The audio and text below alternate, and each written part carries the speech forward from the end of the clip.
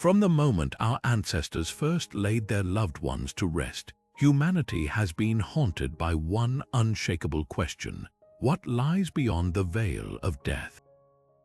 Across every culture, every civilization, the underworld has loomed large in our collective imagination, a realm shrouded in mystery and whispered about in hushed tones around flickering fires.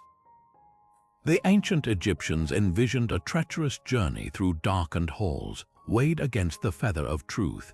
The Greeks spoke of a river so black it swallowed memory itself, guarded by a boatman who demanded payment for passage.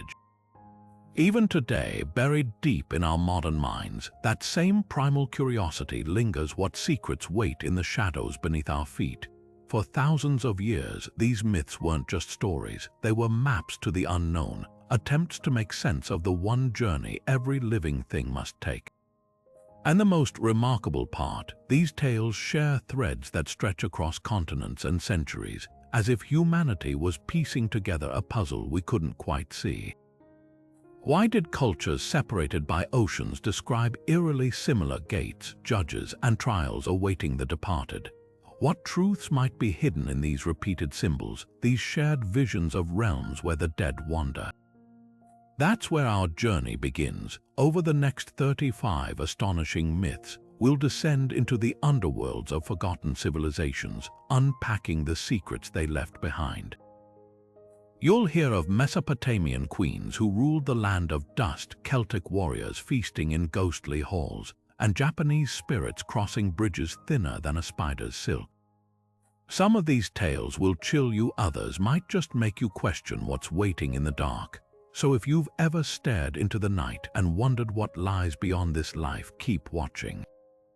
Because the underworld isn't just a place of endings, it's a mirror reflecting humanity's deepest fears, hopes, and the unshakable belief that death is never the final word.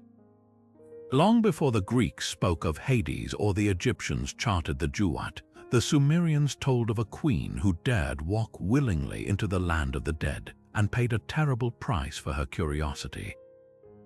Inanna, goddess of love and war, abandoned her golden throne to descend into the Kur, the shadowy underworld ruled by her bitter sister Ereshkigal.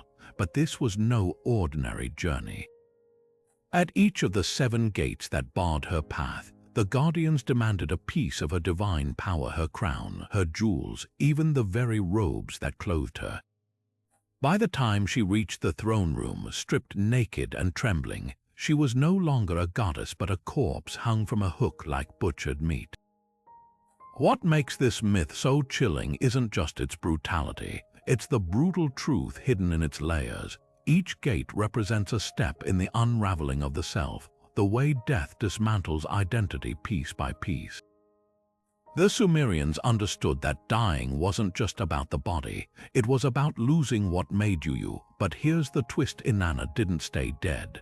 Through cunning and sacrifice, she fought her way back, becoming the first deity in recorded history to return from the underworld. That's why this myth echoes across millennia. It's not just a story of loss, it's a map of transformation, showing how even in the darkest depths, rebirth is possible. Notice how this resonates in later myths. The 7 gates mirror the 7 layers of Dante's hell. The stripping of possessions foreshadows Egyptian funerary rites where the dead arrived penniless before Osiris. It's as if humanity kept retelling the same essential truth, that to face death is to be unmade, but from that unraveling, something new might rise. While Inanna's descent was a story of unraveling, the ancient Egyptians saw the underworld as a courtroom, one where every soul stood trial for their life. The Duat wasn't just a land of shadows, it was a labyrinth of fire lakes, serpent gates, and deities with knives, all leading to the ultimate test, the weighing of the heart. Imagine standing before Osiris, jackal-headed Anubis guiding your fate, as your heart was placed on a golden scale against the feather of Maat, goddess of truth. If your heart was heavier than that feather, burdened by lies or cruelty, the monstrous Ammit, part lion, part hippo, part crocodile, would devour it, condemning you to oblivion. But if the scales balanced, you'd earn eternity in the field of reeds, a paradise mirroring the best of life on earth. What's fascinating isn't just the judgment, it's how the Egyptians prepared for it. They didn't leave salvation to chance. The Book of the Dead, actually called the Book of Coming Forth by Day, was a cheat sheet for the afterlife buried with the deceased. These spells weren't magic incantations in the modern sense, they were survival guides. One spell taught you how to dodge demon snakes, another helped you remember your own name, because in the Duat, forgetting who you were meant true death. There were even instructions for transforming into a heron, a lotus, or a god, all to navigate the underworld's shifting dangers. But here's the twist, the real power of these spells lay in their philosophy. To pass the feather test, you couldn't just recite words, you had to live them. The negative confession, a list of 42 sins you swore you'd never committed, included everything from stealing bread to blocking a waterway. It wasn't about perfection, it was about intention. The Egyptians understood that morality was the true currency of the afterlife, and that's why this myth endures. It's not just about monsters and magic. It's about the weight of a life well lived, the idea that eternity isn't given, it's earned. Notice how this echoes Inanna's story. Both myths strip away illusions. Inanna lost her jewels and robes. The Egyptian soul stood naked before the scales. But where Inanna fought her way back, the Egyptians sought harmony, balance, not battle. Their underworld wasn't about punishment for its own sake. It was about restoration, a cosmic justice that even the gods obeyed. And perhaps that's the most remarkable secret of all. In a world obsessed with pyramids and gold, the greatest treasure was a feather. Crossing into the Greek underworld wasn't just a journey, it was a test of both wealth and worth. Picture this, a desolate shore where souls crowded like shadows, waiting for a scowling old man in a tattered cloak to ferry them across the River Styx. Charon the boatman demanded a single coin for passage, an obol placed in the mouth of the dead during burial. No coin, no crossing. You'd wander the banks for 100 years, trapped between worlds. But here's what the myths don't always tell you. That coin wasn't just toll fare. It was a symbol, a brutal reminder that even in death the world played favorites. The poor, the unburied, the unmourned, they were left behind, their afterlife delayed by the living's neglect. Hades itself was a kingdom of cruel precision. Unlike the Egyptian Duat's fiery trials or Inanna's chaotic cur, the Greek underworld ran on rules as unyielding as its ruler. 3 judges, Aeacus, Minos, and Rhadamanthus, weighed every soul's deeds, dividing them into 3 realms: the blissful Elysium for heroes, the joyless asphodel meadows for the ordinary, and Tartarus, an abyss so deep it made hell look mild. But the true horror of Hades wasn't its geography, it was its residents. Take Sisyphus, the cunning king condemned to roll a boulder uphill for eternity, only to watch it tumble down each time he neared the top. Or Tantalus, forever parched in a pool of water that receded when he bent to drink, beneath fruit-laden branches that jerked away from his grasp. Their punishments weren't random, they were mirrors. Sisyphus, who cheated death twice, faced the futility of his own schemes. Tantalus, who slaughtered his son to test the gods, endured endless hunger for his arrogance. Yet the River Styx held another secret. It was more than a boundary. Sworn upon by the gods themselves, its waters carried oaths that even Zeus couldn't break.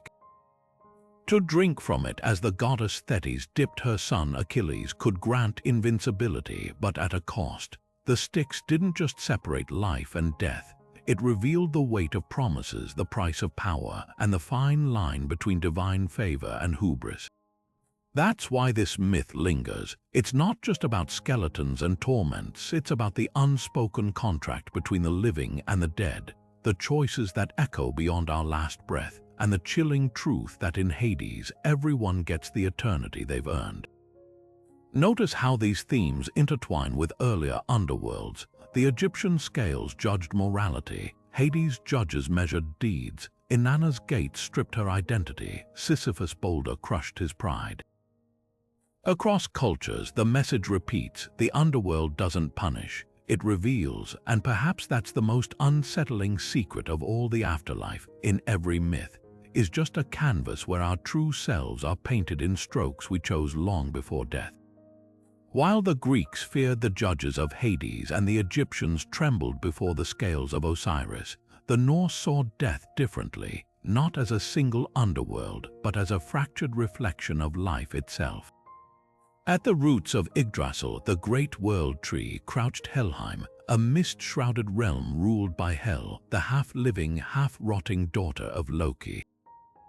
Unlike the glorious halls of Valhalla, where warriors slain in battle feasted with Odin, Helheim was the destination for those who died quietly, of sickness, old age, or mere misfortune. But don't mistake it for a place of punishment. Hel's Hall, Eldjudnir, wasn't a pit of torment like Tartarus. It was a land of quiet resignation where the dead wandered like echoes of their former selves, dining on a dish called hunger and sleeping on a bed named sick. What makes Helheim so unsettling isn't its cruelty, but its inevitability. Even the mightiest kings and cleverest tricksters ended up here if they didn't die sword in hand. Take Baldur, the beloved god of light, whose death by mistletoe, a seemingly harmless prank gone wrong, sent him straight to Hel's halls. When the other gods begged for his return, Hel set one condition: every living thing must weep for him. The myth twists here because one being, a giantess thought to be Loki in disguise, refused. Baldur stayed dead, proving that not even gods could cheat Hel's grasp forever. Yet Helheim's true significance lies in what it foreshadows: Ragnarök, the doom of the gods. When the world ends in fire and ice, Hel's dishonored dead will rise, marching alongside Loki and the monstrous wolf Fenrir to battle the gods themselves. It's a chilling paradox. Helheim, often dismissed as a land of passive shadows, holds the seeds of the universe's destruction. Unlike the static underworlds of other myths, Hel's realm is a ticking clock, a reminder that even death has a role in destiny's grand design. Notice how this reshapes the underworld's purpose. In Egypt, the Duat restored balance. In Greece, Hades enforced justice. But in Norse belief, Helheim was a waiting room for the apocalypse, proving that no afterlife exists in isolation. Every shadowed hall, every silent feast was a thread in the tapestry of fate, one that would one day unravel everything. The Aztecs didn't just fear death, they saw it as a grueling odyssey, a 4-year descent through 9 levels of ever-deepening trials, each more harrowing than the last. Welcome to Mictlán, the place of the dead, where souls weren't judged for their sins but tested for their endurance. Unlike the Egyptian weighing of hearts or the Greek ferryman's toll, Mictlán demanded something far more primal: sheer survival. To reach eternal rest, you had to outlast deserts of wind that flayed skin from bone, mountains that clashed together like living jaws, and rivers of blood guarded by jaguars. And that was just the beginning. Picture the first challenge, a Panohuian, the river of souls. Here, the dead crossed water teeming with monstrous frogs and fish, clinging to the back of a red Zoloitskuntal dog, a creature bred for this very purpose. Buried alongside their owners, these dogs were more than pets. They were guides, the only beings who could sniff out the path through the underworld's shifting chaos. Fail to earn a dog's loyalty in life, you'd wander the shore forever, howling into the void. But the true horror came later. Level 6 Temminaloyan forced souls to sprint between mountains of obsidian blades, edges so sharp they split the air itself. Every slash mirrored the Aztec belief that suffering purified. That pain wasn't punishment but transformation. By the 8th level, Istapetl, the dead faced a blizzard of knives, frozen winds carving through them like spectral surgeons. Only those who persevered reached Mictlán, the 9th and final layer, where the bone-faced god Mictlán Tecutli and his queen Mictlantecuhtli waited. Here at last the soul dissolved into nothingness, or so it seemed. Here's the twist: Mictlán wasn't just a myth. It lived on in Dia de los Muertos, the Day of the Dead. When Spanish colonizers arrived, they saw skulls and skeletons and called it macabre. But the Aztecs were celebrating what they'd always known, that the dead weren't gone, just traveling. Modern altars with marigold petals, those trace back to the flowers that lit the underworld's path. Sugar skulls, homages to Mictlantecuhtli, who presided over the afterlife's final rest. Even the playful Calavera poems mock death's inevitability, a tradition rooted in Mictlan's gauntlet of trials. What makes this underworld unique isn't its brutality, it's its intimacy. The Aztecs didn't bury gold or spells with their dead. They buried dogs, tools, even cups of water for the journey, because in Mictlan, eternal peace wasn't given. It was earned step by step, with every scar proving you'd face the darkness and refuse to fade, and perhaps that's why this myth still breathes today. It's not about an ending. It's about the stubborn, shimmering will to keep moving forward, even when the path is lined with blades. In the beginning, the Japanese underworld wasn't a place of punishment. It was simply Yomi, the land of darkness, where everything that perished eventually returned. But one myth changed that forever: the tragic tale of Izanagi and Izanami, the divine couple who birthed the islands of Japan. When Izanami died giving birth to the fire god Kagutsuchi, her grief-stricken husband made a fateful decision. He would descend into Yomi to bring her back. What awaited him there wasn't just shadows, it was a lesson in why some boundaries should never be crossed. Yomi's gates creaked open for Izanagi, but the rules were clear: don't look at Izanami until they'd both escaped. At first, she agreed to return, but warned him she'd eaten the food of the dead, a taboo that bound her to Yomi forever. Hidden in darkness, Izanagi waited as she bargained with the underworld gods, but patience frayed. Lighting a torch, he glimpsed her rotting form, her flesh crawling with maggots, her once radiant face now a grotesque mask. Horror shattered the silence. Izanami, humiliated and enraged, screamed that he'd broken their pact. She unleashed the hag-like Shikom, monstrous women of Yomi, to chase him, not just to kill him, but to drag him into her decay. Izanagi's flight became the stuff of nightmares. He hurled his headdress, turning it into grapes to slow the Shikom. His comb became bamboo shoots, sprouting thickets to bar their path. But the true terror came at Yomi's entrance, where Izanami herself nearly seized him. Izanagi shoved a boulder to seal the underworld shut, and through that rock, Izanami shrieked a curse. She'd claim 1,000 lives each day. His chilling reply: "Then I'll give life to 1,500. This wasn't just a myth, it was the origin of death itself, a divine balance between creation and destruction. Yomi's legacy lingers in Shinto rituals. To this day, death is considered kegare, a spiritual pollution. Purification rites, salt scattering, water cleansing echo Izanagi's desperate wash after fleeing Yomi, where the filth of the underworld birthed deities of misfortune. Even the taboo against seeing the dead persists. Traditional Japanese funerals avoid open caskets, shielding mourners from decay's unsettling truth. But here's what's often missed: Yomi isn't hell. It's a mirror. Izanami's wrath wasn't evil. It was the natural fury of boundaries violated, of secrets exposed. The Japanese underworld teaches us that some doors, once opened, can't be closed. And sometimes the dead must stay dead, not because they're monstrous, but because looking too long at what's gone distorts the beauty of what remains. Compare this to earlier myths. Inanna's descent was about rebirth, the Duat about judgment, but Yomi, it's about acceptance. The moment Izanagi lit that torch, he didn't just see Izanami's decay, he saw the inevitable fate of all things. And in that blinding light, we recognize our own refusal to let go, our futile wish to drag the past back into the light, even when it belongs to the dark.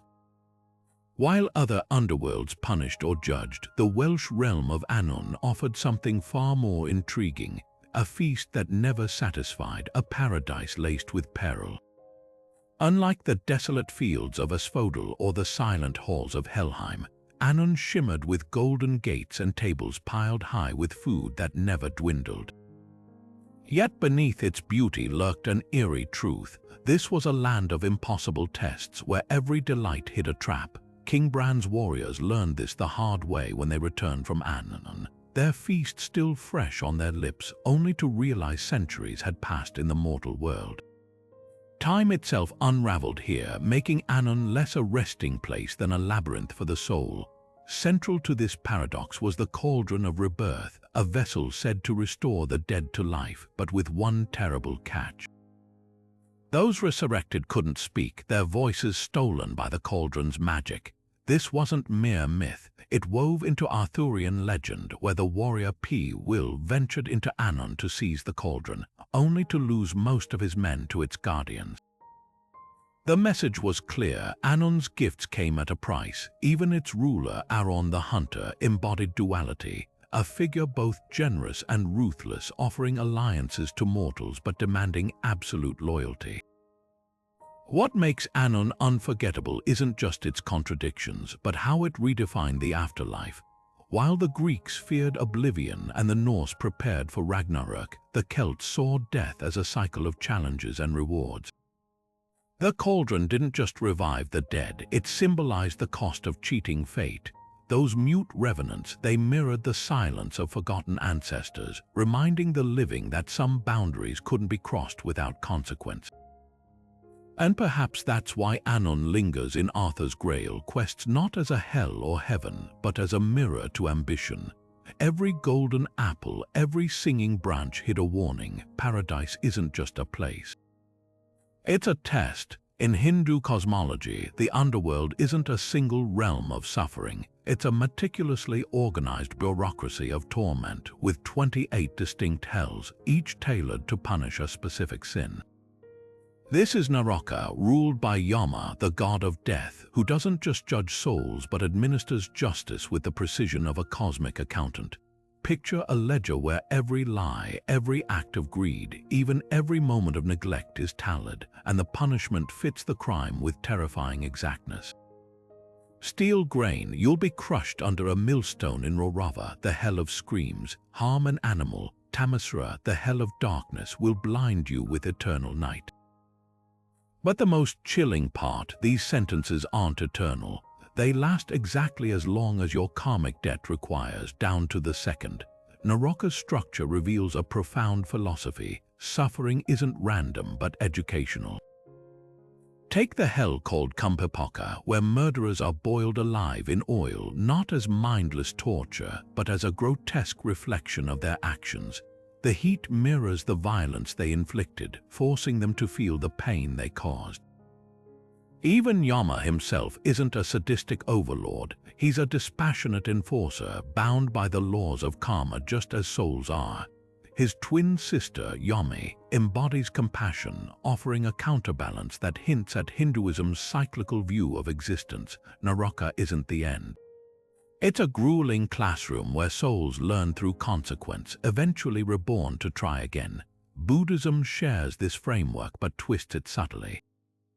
While Hindu hells are temporary, Buddhist Naraya often carries the weight of near eternity, with Kalpa's cosmic epochs passing before release. The imagery grows even more visceral. In Samgata, souls are pulverized between iron mountains. In Pratapana, they're impaled on flaming spears.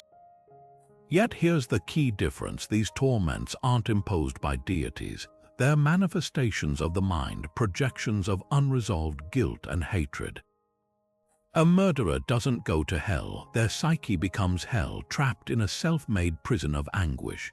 Modern reinterpretations strip away the literalism but keep the moral core. In Indian horror films like Tumbad, Naroka isn't underground, it's a cursed village where greed transforms people into monsters. Video games like Hades borrow Yomi's ledger system, tallying sins as a gameplay mechanic. Even neuroscientists echo these ideas, studying how guilt activates brain regions that mimic physical pain. The brilliance of Naroka's myth isn't its brutality, it's its uncanny foresight. Thousands of years before psychology, it understood that trauma lingers, that actions ripple, and that true justice isn't about punishment, it's about balance. Of all the underworlds humanity has imagined, none were more deceptive or deadly than Xibalba, the Mayan place of fright. Here, death wasn't just a force, it was a game, and the board was rigged from the start. The lords of Xibalba didn't wait for souls to stumble into their realm. They lured them. Victims would find themselves drawn down a treacherous staircase into a cavernous kingdom where doors slammed shut on their own, where walls whispered taunts, and where the rulers held court in a house filled with blades that moved like living things. But the most infamous challenge, the ball court, not a sport but a slaughterhouse disguised as competition, where teams played with a skull instead of a ball, and losing meant decapitation. Enter the hero twins, Hunahpu and Xbalanque. Their father had once been tricked into this deadly game, his head severed and hung from a calabash tree as a trophy. Now the twins came not as victims but as challengers armed with wit, not weapons. Every test the Death Lords threw at them was a trap. Sent to the House of Gloom, where darkness choked the air, they lit fireflies as fake torches to fool their captors. In the House of Cold, they shattered frozen winds with embers hidden in their clothes, and when forced to guard the Lord's cigar and flowers overnight, tasks designed for failure, they painted ants to look like warriors, tricking them into stealing back what was taken. But the ballgame was the ultimate showdown. The twins let the lords win the first round, sacrificing Hunahpu's head, yet even this was part of the plan. Using a squash as a decoy head, they restored Hunahpu and turned the tide, bouncing the skull ball so hard it sailed out of the court straight into the ranks of the Death Lords, killing them instantly. Here's where the myth twists. The twins didn't destroy Xibalba. They humiliated it. They resurrected their father, not as a god, but as maize, the sacred crop that sustains life. Then they ascended to become the sun and moon, leaving the lords of death forever diminished, forced to accept that even their realm had rules and cleverness could outplay cruelty. What makes this myth timeless isn't just its daring heroes, it's its layered symbolism. The ball game mirrored the Mayan cosmos, where stars were players and the sun died each night only to rise again. The decoy head, a nod to ritual corn husk dolls used in ceremonies, empty vessels waiting for rebirth. Even Xibalba's traps echoed real Mayan trials, initiation rites where youths faced simulated dangers to prove their worth. But the deepest lesson lies in the twins' greatest trick. By dying and returning, they revealed that death's power isn't absolute. It's a game, and games can be won. Compare this to other underworlds. The Greeks had Orpheus, whose doubt doomed Eurydice. The Norse had Baldur, doomed by Loki's malice, but the hero twins. They didn't plead or mourn, they played the game better, and in that victory they gave their people something revolutionary, not fear of the dark, but the audacity to outthink it. The Polynesian underworld wasn't just a destination, it was a trial by fire, water, and cunning, where every soul had to prove their worth to reach the paradise of Pulatu. Imagine descending through 10 layers of spirit worlds, each more perilous than the last, with shape-shifting guardians testing your resolve at every turn. For the Polynesians, death wasn't an end, it was an odyssey where only the clever, the brave, and the pure of heart could earn eternal rest. And no one knew this better than Maui, the trickster demigod who dared to cheat death itself and paid the ultimate price. At the threshold stood Hainui Te-Po, the Polynesian goddess of death. Unlike the skeletal figures of other mythologies, she was both beautiful and terrifying, her body carved with spirals of creation and destruction, her laughter echoing like waves against cliff walls. To reach Pulatu, souls had to navigate her realm, avoiding pitfalls like the whirlpool of forgetfulness or the forest where trees whispered your deepest regrets. But the final test was the most harrowing, crossing the waterfall of souls where the water didn't flow down but upward, defying gravity and logic. Only those who understood the hidden paths, the way currents curled like fishhooks, or how mist could solidify into stepping stones, could ascend to Pulatu's shores where feasts never ended and wounds healed in an instant.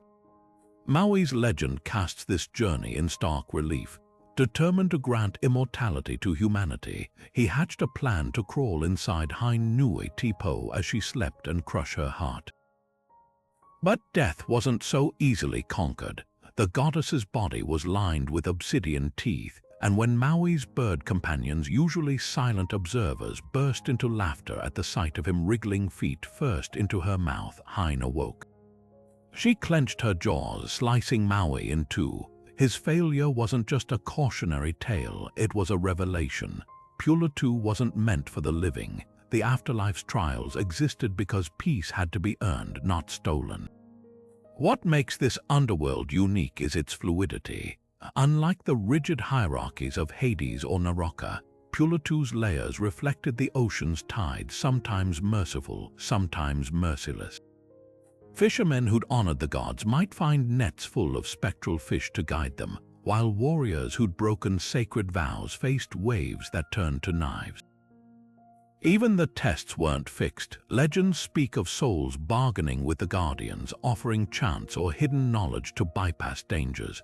This wasn't about punishment, it was about adaptability, a mirror of the Polynesian voyagers who navigated endless seas by reading stars and currents. Maui's fate echoes in modern rituals. When Polynesian cultures perform the haka, those thunderous stomps and rolled eyes, they're not just battle cries, they're defiance against Hinui Tipo's grip, a declaration that even in death the spirit fights.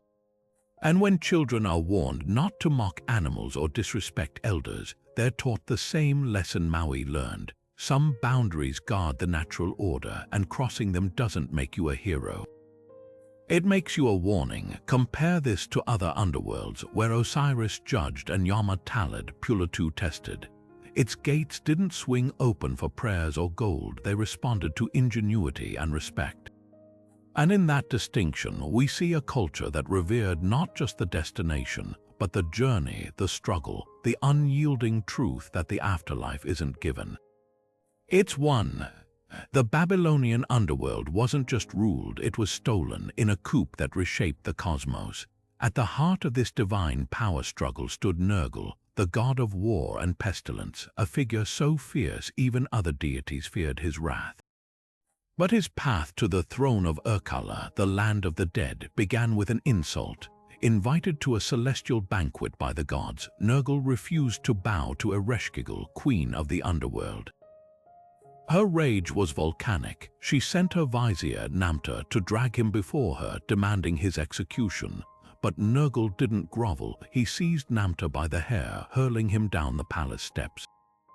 For the Babylonians, this wasn't just defiance. It was the spark that would ignite the underworld's reckoning.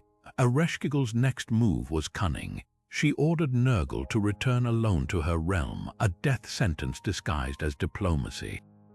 But Nergal arrived armed with 14 demons, storming her throne room like a hurricane.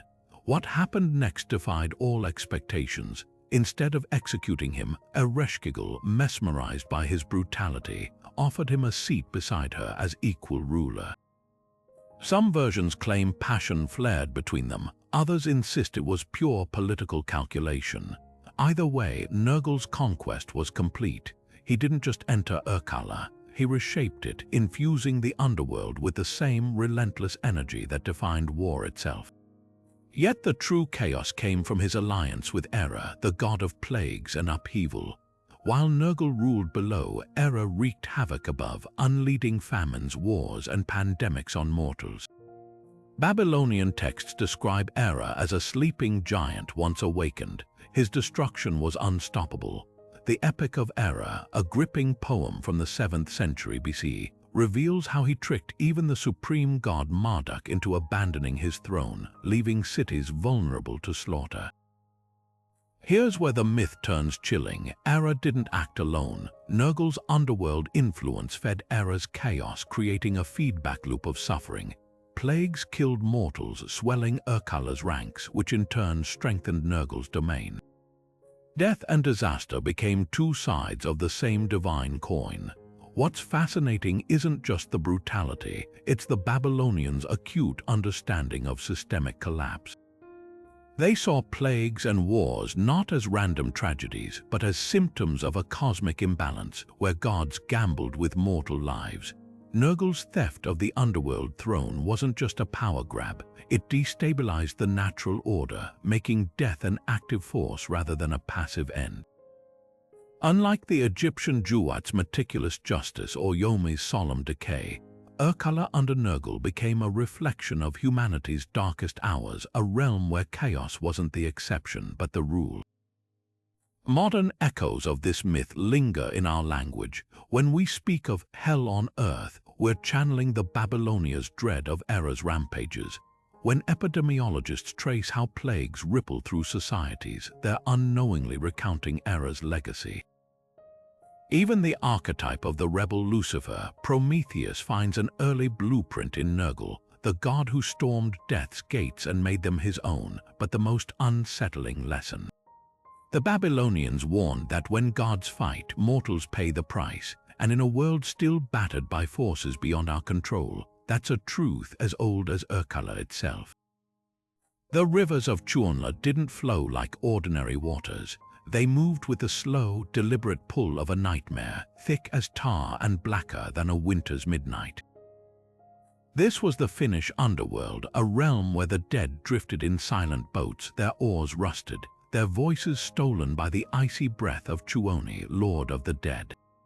But one living soul dared to cross those waters, Väinämöinen, the ancient bard and sage, whose quest for forbidden knowledge would reveal a truth as sharp as Finnish frost. Laughter in the land of the dead wasn't just inappropriate.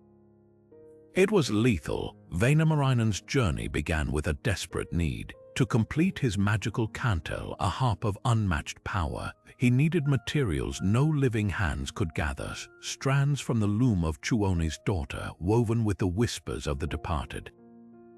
Disguising himself as a corpse, he let the river's current drag him into Tuonla's heart, past the copper cliffs where shadows clung like moss, but the dead knew. Their hollow eyes tracked him as Tuoni's ferryman, a skeletal figure cloaked in reed-grey rags, rode him deeper into the gloom. Here's where the taboo took root. To survive the underworld, Väinämöinen had to mimic death perfectly. No breath, no tremor, and above all, no laughter. The moment a living soul laughed in Tuonla, the illusion shattered. The dead would rise, not in welcome but in wrath, dragging the intruder down to join their silent ranks. This wasn't just superstition, it was a cultural landmine. Finns believed laughter disrupted the delicate balance between worlds, tempting fate with its brightness. Even today, this echoes in sauna rituals, where steam cleanses not just the body but the soul, and rowdy mirth is often hushed, a remnant of that ancient fear. Joy out of place can summon consequences. Väinämöinen's tale takes a darker turn when he finally reached Tuoni's hall. The lord of the dead, sensing the ruse, set a trap. He offered the bard a foaming tankard, not of ale but of serpents and scorpions, a drink meant to paralyze the living. Väinämöinen refused, chanting spells that turned the venom to harmless smoke. Yet the real test came when Tuoni's daughter, the weaver of shadows, nearly made him smile with a grotesque dance, her limbs bending like charred branches. One slip, one chuckle, and his fate would have been sealed. The connection to sauna culture runs deeper than silence. Traditional Finnish smoke saunas were built near water, mirroring Tuonla's rivers. Bathers would strike themselves with birch branches, not just to improve circulation, but to ritually scour away spiritual impurities, much like Väinämöinen's ordeal of purification before his escape. Even the cantel he sought symbolizes this duality. Its music could charm beasts and thaw frozen hearts, but its materials came from the underworld's loom, a reminder that creation and death are threads on the same shuttle. What makes Tuonla unique among underworlds isn't its punishments or judges, it's its chilling indifference. The dead don't suffer or repent, they simply exist, their humanity eroded by the river's flow. Väinämöinen's triumph wasn't in defeating death, but in outwitting it, proving that even the grimmest realms have rules a clever mind can exploit, and perhaps that's why this myth endures. It's not about fearing the dark, it's about respecting it, understanding that some places demand solemnity, and that sometimes survival means swallowing your laughter until you're safely back in the light. Beneath the frozen waves of the Arctic, where light struggles to pierce the crushing darkness, lies Adlevan, the Inuit underworld that isn't a land of fire or torment, but a crushing, icy abyss ruled by Sedna, the one-handed goddess of the sea. Unlike other underworlds where souls are judged or punished, here they endure something far more primal. A year-long purification in the frigid waters, scrubbed clean by Sedna's own hands before ascending to the bliss of Quedlivan, the upper realm. But Sedna's story isn't just about the afterlife. It's a chilling lesson in how disrespect for nature can unravel the very fabric of survival. Sedna's myth begins with betrayal. Once a mortal woman, she was thrown overboard by her own father during a storm, her fingers clinging desperately to the boat's edge until he hacked them off with a hatchet. As she sank, her severed fingers became the first seals and whales, and Sedna herself transformed into a deity, not of mercy but of fierce justice. Now she sits at the ocean's floor, her hair tangled with the sins of humanity, her mood dictating the fate of hunters. When people break taboos, wasting meat, disrespecting animals, Sedna's hair mats with filth, her anger stirring storms that capsize kayaks and freeze entire villages into starvation. This is where the underworld intersects with daily life. Inuit shamans must descend spiritually to Adlevan, combing Sedna's hair to calm her rage. These journeys aren't symbolic, they're survival. A hunter who fails to thank a seal for its sacrifice or a child who mocks the aurora might doom their community to months of hunger. Adlevan's purification isn't just for the dead, it's a mirror of the living's responsibility. Every ritual, from the respectful placement of a seal's bladder back into the ocean to the songs sung before a hunt, is a plea to Sedna, a recognition that life and death are threads in the same net. Modern climate change adds a haunting layer to this myth. As Arctic ice thins and species vanish, elders whisper that Sedna's rage has never been fiercer. The very storms scientists attribute to warming oceans, to the Inuit they're Sedna's warning, a reminder that Adlevan's trials aren't confined to the afterlife. When the sea grows restless, it's not just weather, it's a goddess demanding accountability. This myth, thousands of years old, suddenly feels urgent, a call to listen to the ice, to the water, to the creatures whose lives sustain ours. Because in the Inuit worldview, the underworld isn't below. It's all around us, waiting to see if we'll heed its lessons before it's too late. To the ancient Slavs, death wasn't a one-way journey. It was a seasonal migration, as rhythmic as the turning of the earth. High above the mortal world stretched Viraj, a celestial paradise where birds flew each winter, carrying the souls of the righteous to a golden realm bathed in eternal sunlight. But below the roots of the world tree lurked Nav, an underworld so different it seemed to exist in another dimension entirely. Here, no fiery pits or icy wastes awaited the dead, just endless waterways, black as polished obsidian, curling through caverns where the god Veils, shapeshifter and trickster, ruled as both guardian and tempter. Nav's rivers weren't just physical barriers, they were metaphors for memory itself. Souls drifted like leaves on the current, their identities slowly dissolving unless the living intervened. This is where Slavic rituals took on profound urgency. During Izanagi, the feast of the ancestors, families prepared a sacred meal: honey, eggs, kusha grain, and set places at the table for the dead. Windows were left unlatched, allowing spirits to slip inside. But the most crucial act, pouring vodka into a fire, the steam carrying prayers downward to Nav's depths. These weren't empty gestures. The Slavs believed that without remembrance, the dead would fade into the waters entirely, becoming mere echoes in the dark. Veils, lord of this liquid underworld, was no mere jailer. With his serpent's tongue and bear's strength, he straddled the line between chaos and order. One myth tells how he stole Perun's cattle, sparking a battle that shook the heavens. A clash not of good versus evil, but of storm against tide, each force necessary for balance. This duality defined Nav itself. While Vairaj promised eternal light, Nav offered something more complex: transformation. Its waters didn't punish, they purified, washing away the dross of mortal life until only the essence remained. The seasonal link between these realms was etched into Slavic life. When autumn stripped the trees bare, people dressed as birds, storks, ravens, mimicking the souls flying to Vairaj. Come spring, they waded into rivers, scattering petals to guide returning spirits. Even the famous Slavic embroidery, with its intricate patterns, wasn't just decoration. Those twisting vines and interlocked waves, maps of Nav's waterways stitched into clothing to help the dead navigate. Modern excavations reveal how deeply this belief ran. Graves faced east-west, aligning with the sun's path between Vairaj and Nav. Amber beads, thought to capture sunlight, were placed in burial mounds, tiny batteries of warmth for the journey. And in a haunting parallel to today's ecological crises, Slavic folktales warned that polluting rivers offended Veles, causing him to withhold the afterlife's blessings. The message was clear: the underworld wasn't separate from the living world. It was its shadow, its counterpart, and to dishonor one was to disrupt the other. What makes Nav extraordinary isn't its grandeur or terror, but its intimacy. Unlike the Greek Hades or Norse Helheim, this was an underworld woven into daily acts, a spoon left out for ancestors, a song hummed at dusk. The dead weren't exiled to another realm, they were neighbors just beyond the veil, waiting for the living to light their way home. And perhaps that's the most enduring secret of all. That memory, simple and steadfast, is the strongest bridge between worlds.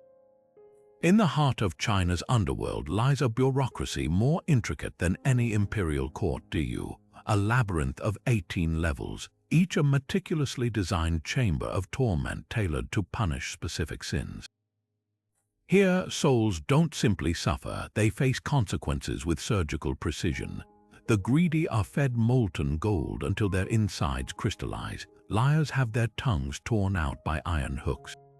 Even those who wasted food find themselves forever chewing rancid sludge, their throats sealed shut.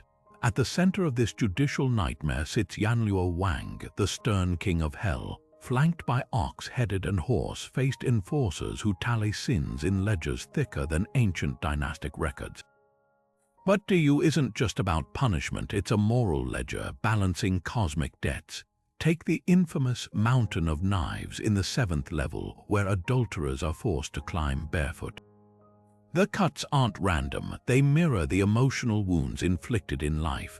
Or the Ice Hell, reserved for the neglectful, where souls freeze in postures of abandonment, a direct reflection of their own indifference. Every torment is a grotesque echo of the sin itself, a principle rooted in Buddhist and Taoist beliefs that actions ripple beyond mortality. Yet there's a twist: Du isn't eternal. Sentences last until karmic debts are paid, after which souls are reborn, a cycle as unyielding as the turning of the seasons. This belief fuels the Hungry Ghost Festival, when gates between worlds swing open, and offerings of paper money, fruit, and even cardboard smartphones are burned to appease restless spirits. Families set out feasts on empty chairs, whispering apologies to ancestors who might still be trapped in Du's machinery. The most poignant ritual, releasing floating lanterns to guide lost souls home, their flickering lights a defiant spark against the underworld's darkness. What makes Du unforgettable is its duality.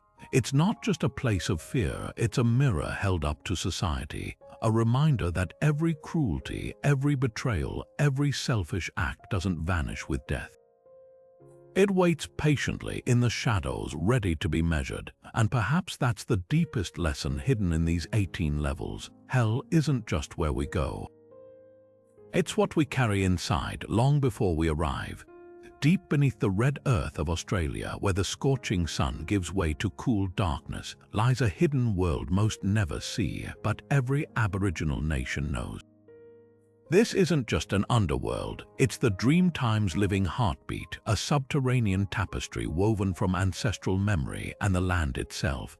At places like Uluru, the towering monolith that pulses with spiritual energy, the surface is merely a veil. Below, in labyrinthine caves and shimmering underground springs, the creative spirits of the dreaming still move, their stories etched into the very rock. Take the Anangu people's belief system, where Uluru isn't just a landmark, it's a physical doorway to the Tijukurpa, the eternal dreamtime. According to tradition, the caves beneath the rock are the dwelling places of ancestral beings like the Mala rufous hair wallabies and Kunia python, their essence embedded in the walls.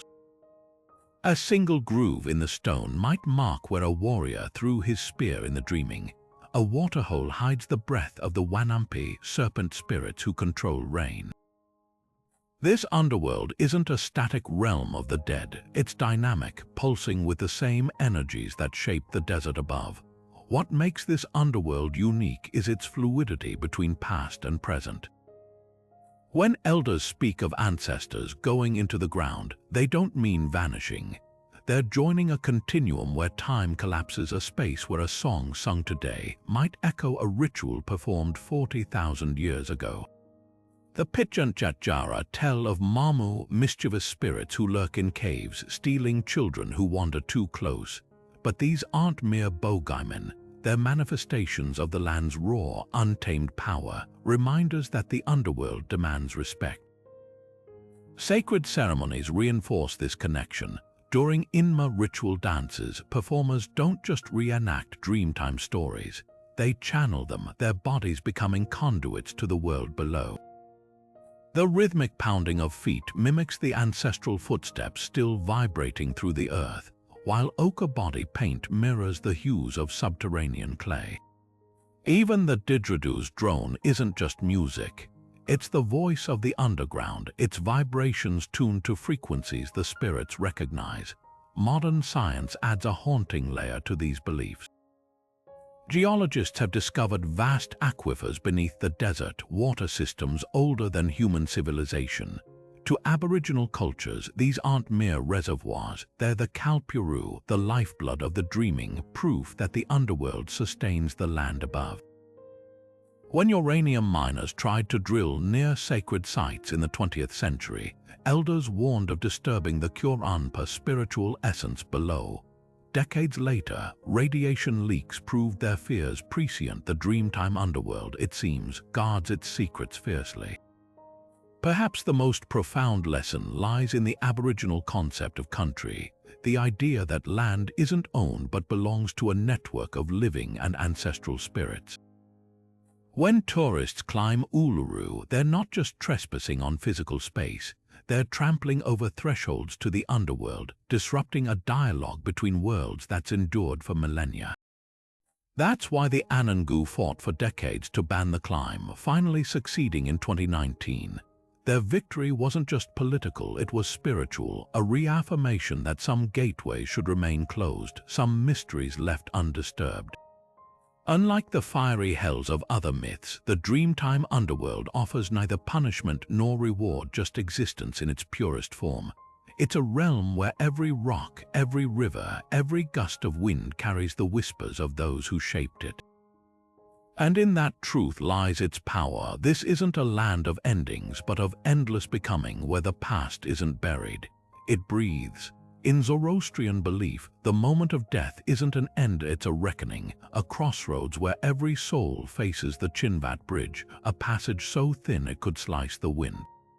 This isn't just any bridge, it's a blade, a spiritual fulcrum balanced between two eternities. On one side, the House of Song, a paradise of fragrant gardens and endless light. On the other, the House of Lies Duzak, a pit of darkness where souls writhe in their own moral filth, choking on the weight of their deceit. But here's what makes this underworld unlike any other. The bridge itself is the judge. It widens for the righteous, becoming a broad, golden path. For the wicked, it shrinks to a razor's edge, sending them tumbling into the abyss below. At the heart of this myth lies Zoroastrianism's radical dualism, the idea that the universe is a battlefield between Ahura Mazda, the god of light and truth, and Angra Mainyu, the destructive spirit of chaos. Every lie, every act of cruelty tips the cosmic scales toward darkness, but Duat isn't a place of arbitrary punishment. Its torments are horrifyingly precise. Those who hoarded wealth sink into a river of molten metal, their greed mirrored in the very substance that drowns them. Murderers wander a desert where their own shadows tear at their flesh, each wound echoing their victim's pain. Even the lazy aren't spared. They're trapped in a void, screaming for help that never comes, a reflection of their own indifference to others' suffering. The genius of this system lies in its psychological insight. Zoroastrians believed the soul lingered near the body for 3 days after death, tormented by its own conscience. A ritual called the Sagdid, where a dog was brought before the corpse, wasn't just ceremony, it was a final test. If the dog recoiled, the soul was tainted. If it approached, the deceased had lived justly. This moment foreshadowed the Chinvat Bridge, where deeds weren't tallied by some external jury, but by the soul's own weight. A life of honesty and charity made you light as sunlight. Deceit and cruelty, they dragged you down like stones. Modern Zoroastrian funerals still reflect this philosophy. Towers of silence, where bodies are exposed to scavenger birds, aren't just practical, they're symbolic. Flesh corrupts, but the soul must stay pure, and the ancient practice of exhuming bones after a year to place them in ossuaries. It mirrors the soul's journey, stripped of falsehoods, ready for judgment. Even today, Parsis whisper prayers for the dead near water, believing it helps souls cross the Chinvat Bridge, much like the sacred Hayama plant once guided the righteous in myth. What's most striking about Duat isn't its brutality, but its fairness. Unlike the fiery theatrics of Christian hell or the bureaucratic layers of Du, this underworld doesn't rely on divine whims. The bridge reacts to who you are, not just what you've done. It's a stark reminder that morality isn't about avoiding punishment. It's about becoming the kind of person who walks the light effortlessly. And perhaps that's why this 3,000-year-old myth still resonates. In a world full of moral gray areas, the Chinvat Bridge offers something terrifyingly simple. The truth, in the end, isn't just what you believe, it's what you've built yourself to bear. Beneath the soaring peaks of the Andes, where the thin air hums with the whispers of ancestors, the Incas envisioned an underworld far removed from fire and torment. Uku Pacha, the inner world, a serpentine labyrinth where life and death coiled together like twin vipers. Unlike the punishing hells of other myths, Uku Pacha thrived as a realm of paradox, a place of decay that nourished the living, a kingdom of darkness that birthed fertility. Here, the dead weren't lost, they were seeds waiting to sprout again through the earth's veins. At the heart of this belief stood Pachamama, the Earth Mother, who cradled the departed in her roots, transforming their essence into rain, crops, and the very breath of the mountains. The Incas didn't bury their dead, they invited them to stay. Mummies or malquis were preserved with meticulous care, dressed in fine textiles and seated in sacred caves or beneath towering temples. These weren't corpses, they were ambassadors between worlds, consulted for wisdom during festivals, and offered sips of chicha beer through golden straws.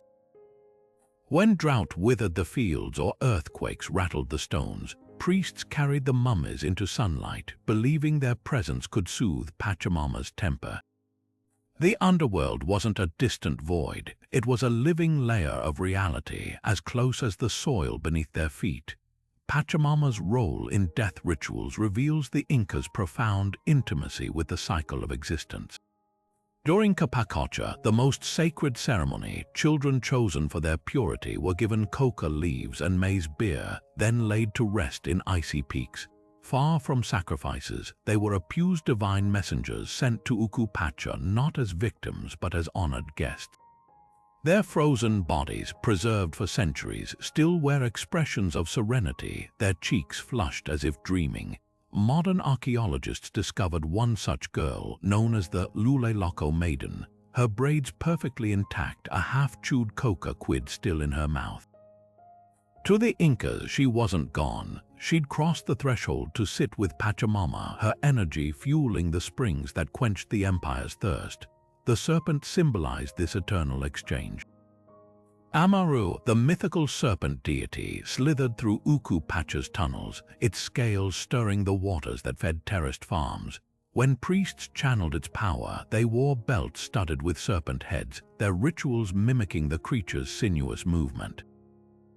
Even today, Quechua farmers bury offerings to Pachamama coca leaves, llama fat, or tiny silver figurines whispering prayers for her to open her belly and release the dead's vitality into the harvest.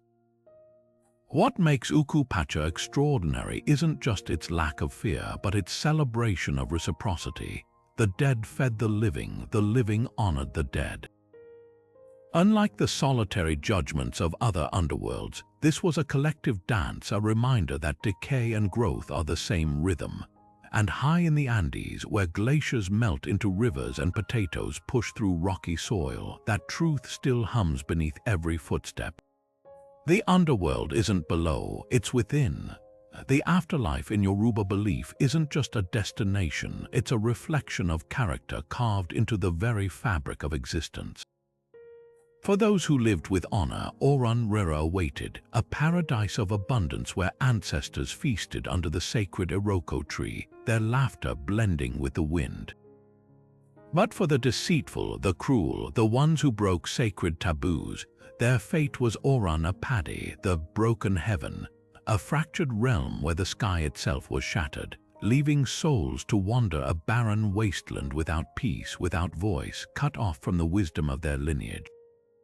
Unlike fiery hells or icy purgatories, Apadi's torment was isolation, an eternity of being forgotten, severed from the collective memory that gave Yoruba souls their power.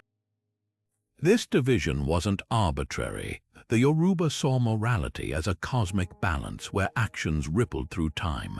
A thief might escape punishment in life, but in death, his soul would stumble through Apadi's desolation, searching for a home that no longer recognized him. Even more chilling, those condemned couldn't be honored with the Egungun masquerades, the vibrant ceremonies where masked dancers channeled ancestral spirits. While righteous ancestors returned in swirling fabrics and intricate carvings, whispering guidance to the living, the souls of Apadi were barred from the dance. Their names faded from prayers, their stories erased from the oral histories recited at festivals. In a culture where remembrance was immortality, this was the ultimate sentence. Yet Apadi wasn't purely about punishment, it was a warning threaded into daily life. Before the transatlantic slave trade scattered Yoruba traditions, elders taught children that deceit didn't just harm others, it fractured one's own destiny. The parable of the broken calabash illustrated this. A vessel once cracked could never hold water again. So too, a soul tainted by betrayal or greed would leak its essence, unable to sustain itself in the afterlife. Modern Yoruba communities still invoke this wisdom, especially during celebrations like the Odun Egungun festival, where masked performers embody the ancestors, their towering costumes swaying to drumbeats that echo across generations. The brilliance of this underworld myth lies in its communal stakes. Where other traditions focused on individual judgment, Yoruba cosmology emphasized interconnectedness. To land in Apadi wasn't just personal failure, it weakened the entire lineage, leaving future generations without an advocate in the spirit world. That's why rituals mattered. Libations poured at dawn, coconuts split in ceremony, even the way a family swept their compound. All were acts of preservation, ensuring no soul slipped through the cracks of the broken heaven. And in that careful tending of memory, the Yoruba offered a radical truth. The afterlife isn't just where we go, it's what we leave behind. Tibetan Buddhism offers one of the most intricate maps of the afterlife ever conceived, a 49-day odyssey through the bardo, a shimmering limbo between death and rebirth. Imagine waking up in a realm where thoughts materialize instantly, where peaceful deities radiate blinding light and wrathful ones scream with the fury of your own darkest impulses. This is the journey detailed in the Bardo Thirdol, often called the Tibetan Book of the Dead, a guide not for the living but for the newly deceased, read aloud to souls as they navigate this disorienting in-between. The first shock in the Bardo is the realization that you've died. According to the text, the recently departed often linger near their bodies, confused when no one answers their cries. Then comes the clear light, a searing luminosity representing pure enlightenment. For those who recognize it as their own mind's true nature, liberation is instant. But most flinch, unprepared for such radiance, and tumble into the second phase, the appearance of the peaceful deities. These serene figures embody compassion and wisdom, appearing sequentially over days. The problem, they're terrifying in their splendor. Their jeweled bodies and flaming halos are so alien that many souls flee straight into the arms of the wrathful deities' grotesque, sword-wielding emanations that are, in truth, the same energies in fiercer forms. A deity with 9 heads and a necklace of skulls isn't a monster, it's your own aggression reflected back at you. Here's where the Bardo's brilliance lies: every horror is a hallucination. The blood-drinking demons, the rivers of pus, the avalanches of severed limbs, they're all projections of unprocessed karma. The Bardo Thirdol coaches the deceased to recognize these visions as illusions. When fierce blue-black deities brandishing axes appear, know they are but the play of your own mind. But recognition requires training. That's why Tibetan Buddhists spend lifetimes practicing through meditation, mantra recitation, and rituals like the Folklore, where masters train to eject consciousness through the crown of the head at death, bypassing the Bardo's traps. Modern psychologists see eerie parallels between the Bardo and near-death experiences. The life review, so many report flashes of every action and consequence, mirrors the Bardo's karmic ledger moment where deeds manifest as landscapes. A miser might find himself starving in a mansion full of food he can't eat. A liar might scream into a void where sound vanishes. Yet the Bardo isn't about punishment, it's about opportunity. Every moment offers a chance to awaken, even a flicker of awareness realizing this is my mind's creation, can shift the trajectory toward a favorable rebirth or even escape the cycle entirely. The 49 days aren't arbitrary. Tibetans believe consciousness takes 7 weeks to fully detach from its former life. Mourners perform rituals weekly, burning juniper to purify karma and hanging prayer flags to guide the departed. During this time, the dead are advised to avoid mirrors or water, as their unstable consciousness might fixate on reflections, dragging them into lower realms. A ripple could become an ocean, a glimpse of fangs might spiral into hell. What makes the Bardo myth unforgettable isn't its vivid imagery, but its radical accountability. There's no judge, no external jury, only the consequences of how you've trained your mind. The wrathful deities aren't enemies, they're alarm clocks jolting you toward awakening. And perhaps that's the most profound lesson. The afterlife, in this view, isn't something that happens to you. It's something you create moment by moment with every thought, every choice, long before death ever knocks at the door. In the dust-choked silence of Mesopotamian myth, Urkala wasn't just an underworld. It was a suffocating void where even gods feared to tread. Here, beneath 7 layers of crumbling earth, Queen Ereshkigal ruled over a domain so desolate that souls forgot their own names, their voices reduced to whispers as they scraped for sustenance on plates of dry clay. Unlike the fiery tortures of later hells, Urkala's horror lay in its numbness, a place where light, sound, and hope dissolved into endless gray, and the dead shuffled like shadows in a never-ending twilight. The gates, bolted with locks of rusted bronze, opened only inward. No one who entered ever left. At least that was the rule until Ishtar shattered it. The goddess of love and war didn't descend for conquest or curiosity. She came to reclaim her lover Tammuz, dragged into Urkala by Ereshkigal's wrath. But the Queen of the Dead wasn't about to surrender her prize. At each of the 7 gates, Ishtar was stripped her crown, her robes, even the jewels piercing her flesh, until she stood naked before Ereshkigal's throne. What happened next was a grotesque inversion of life itself. Ishtar, radiant with divine vitality, was struck dead on the spot. Her corpse hung from a hook like butchered meat. With her death, the world above withered, crops failed, animals went barren, and desire itself flickered out. The connection was deliberate. Ishtar wasn't just a goddess. She embodied the fertile pulse of spring, and her absence plunged the earth into perpetual winter. Yet this myth hides a deeper truth about Mesopotamian beliefs. Ereshkigal wasn't a villain, she was necessity incarnate. Just as fields lay fallow before harvest, death made life possible.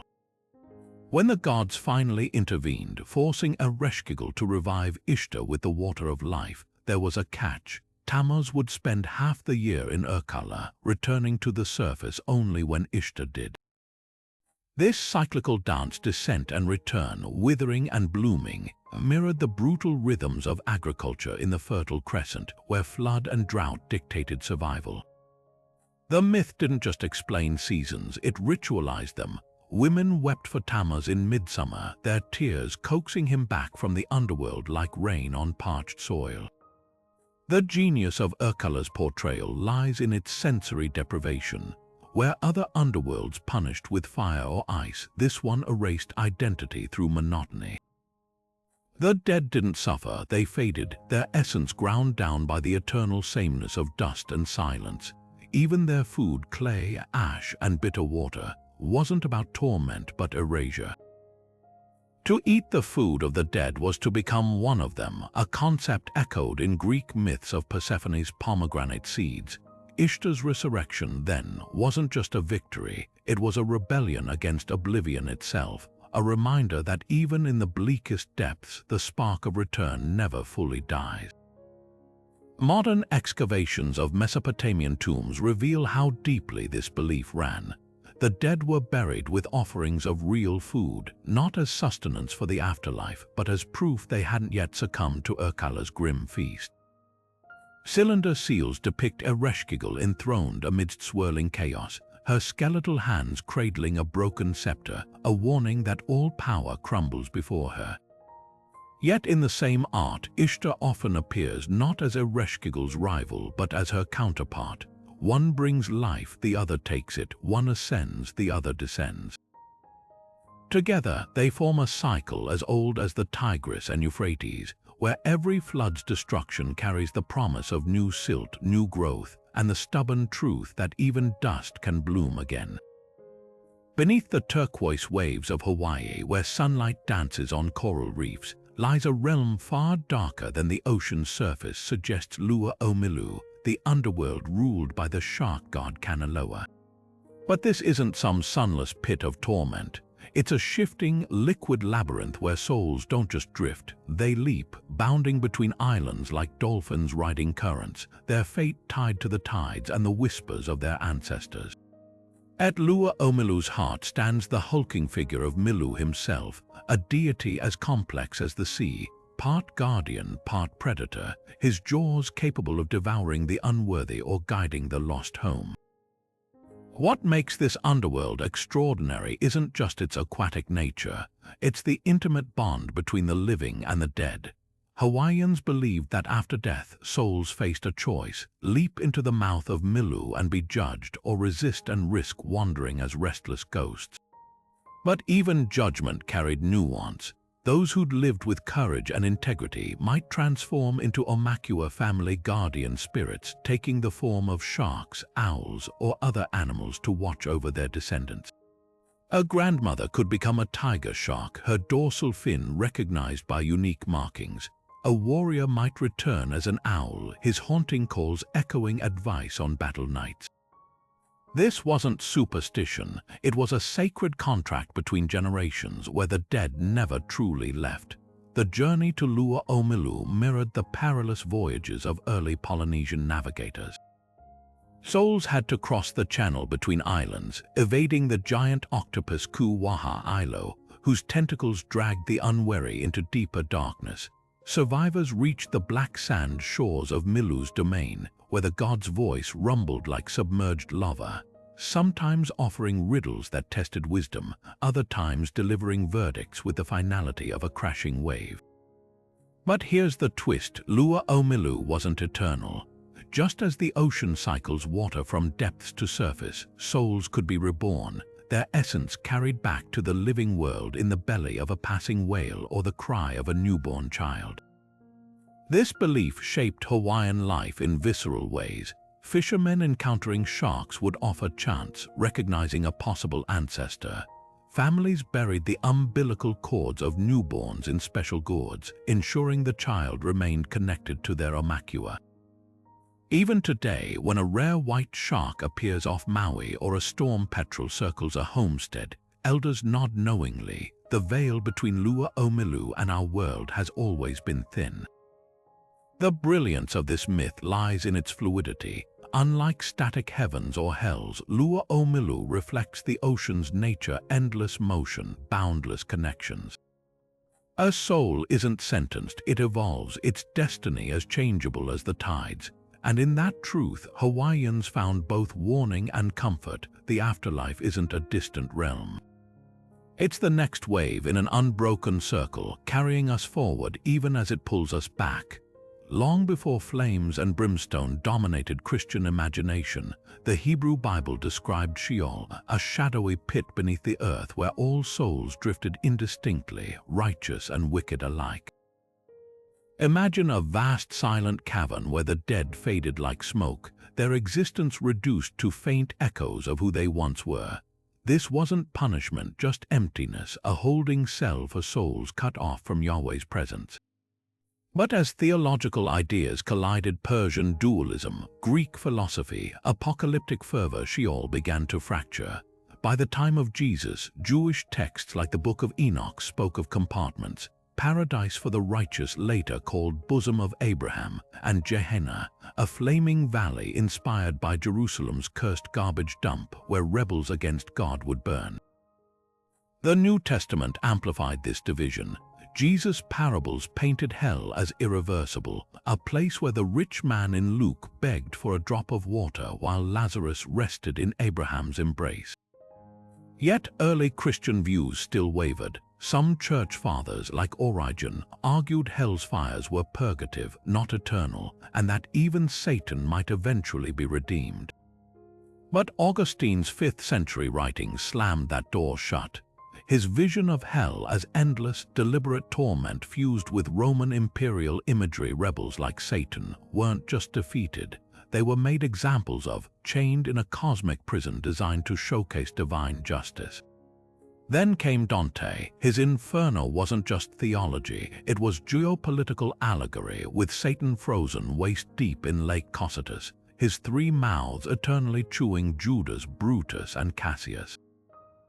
Each of hell's 9 circles mirrored medieval Italy's social crimes, from lustful politicians swirling in storms to corrupt popes buried upside down in flaming baptistries.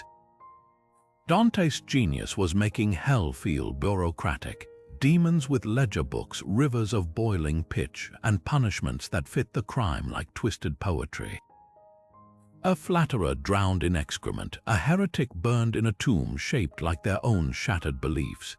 Yet beneath the spectacle lurked a theological bombshell. Satan wasn't hell's ruler, he was its first prisoner.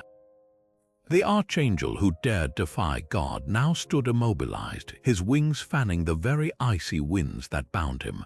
This flipped older myths where devils tormented souls. Here, Satan's rebellion created hell, and his punishment was watching his pride achieve nothing. Modern scholars note how Dante's Satan parallels political exiles of his era, figures whose ambitions led only to impotent isolation. The evolution of Christian hell reveals a deeper tension. Is torment divine justice or tragic waste? Medieval art showed demons gleefully skewering souls, while mystics like Julian of Norwich wondered if God's love might one day empty hell entirely. even today debates rage. Are the flames literal? Is hell separation from God or active punishment? The answer may lie in hell's original name, Gehenna. That smoldering trash heap outside Jerusalem wasn't a place anyone chose. It was what happened when society cast things aside.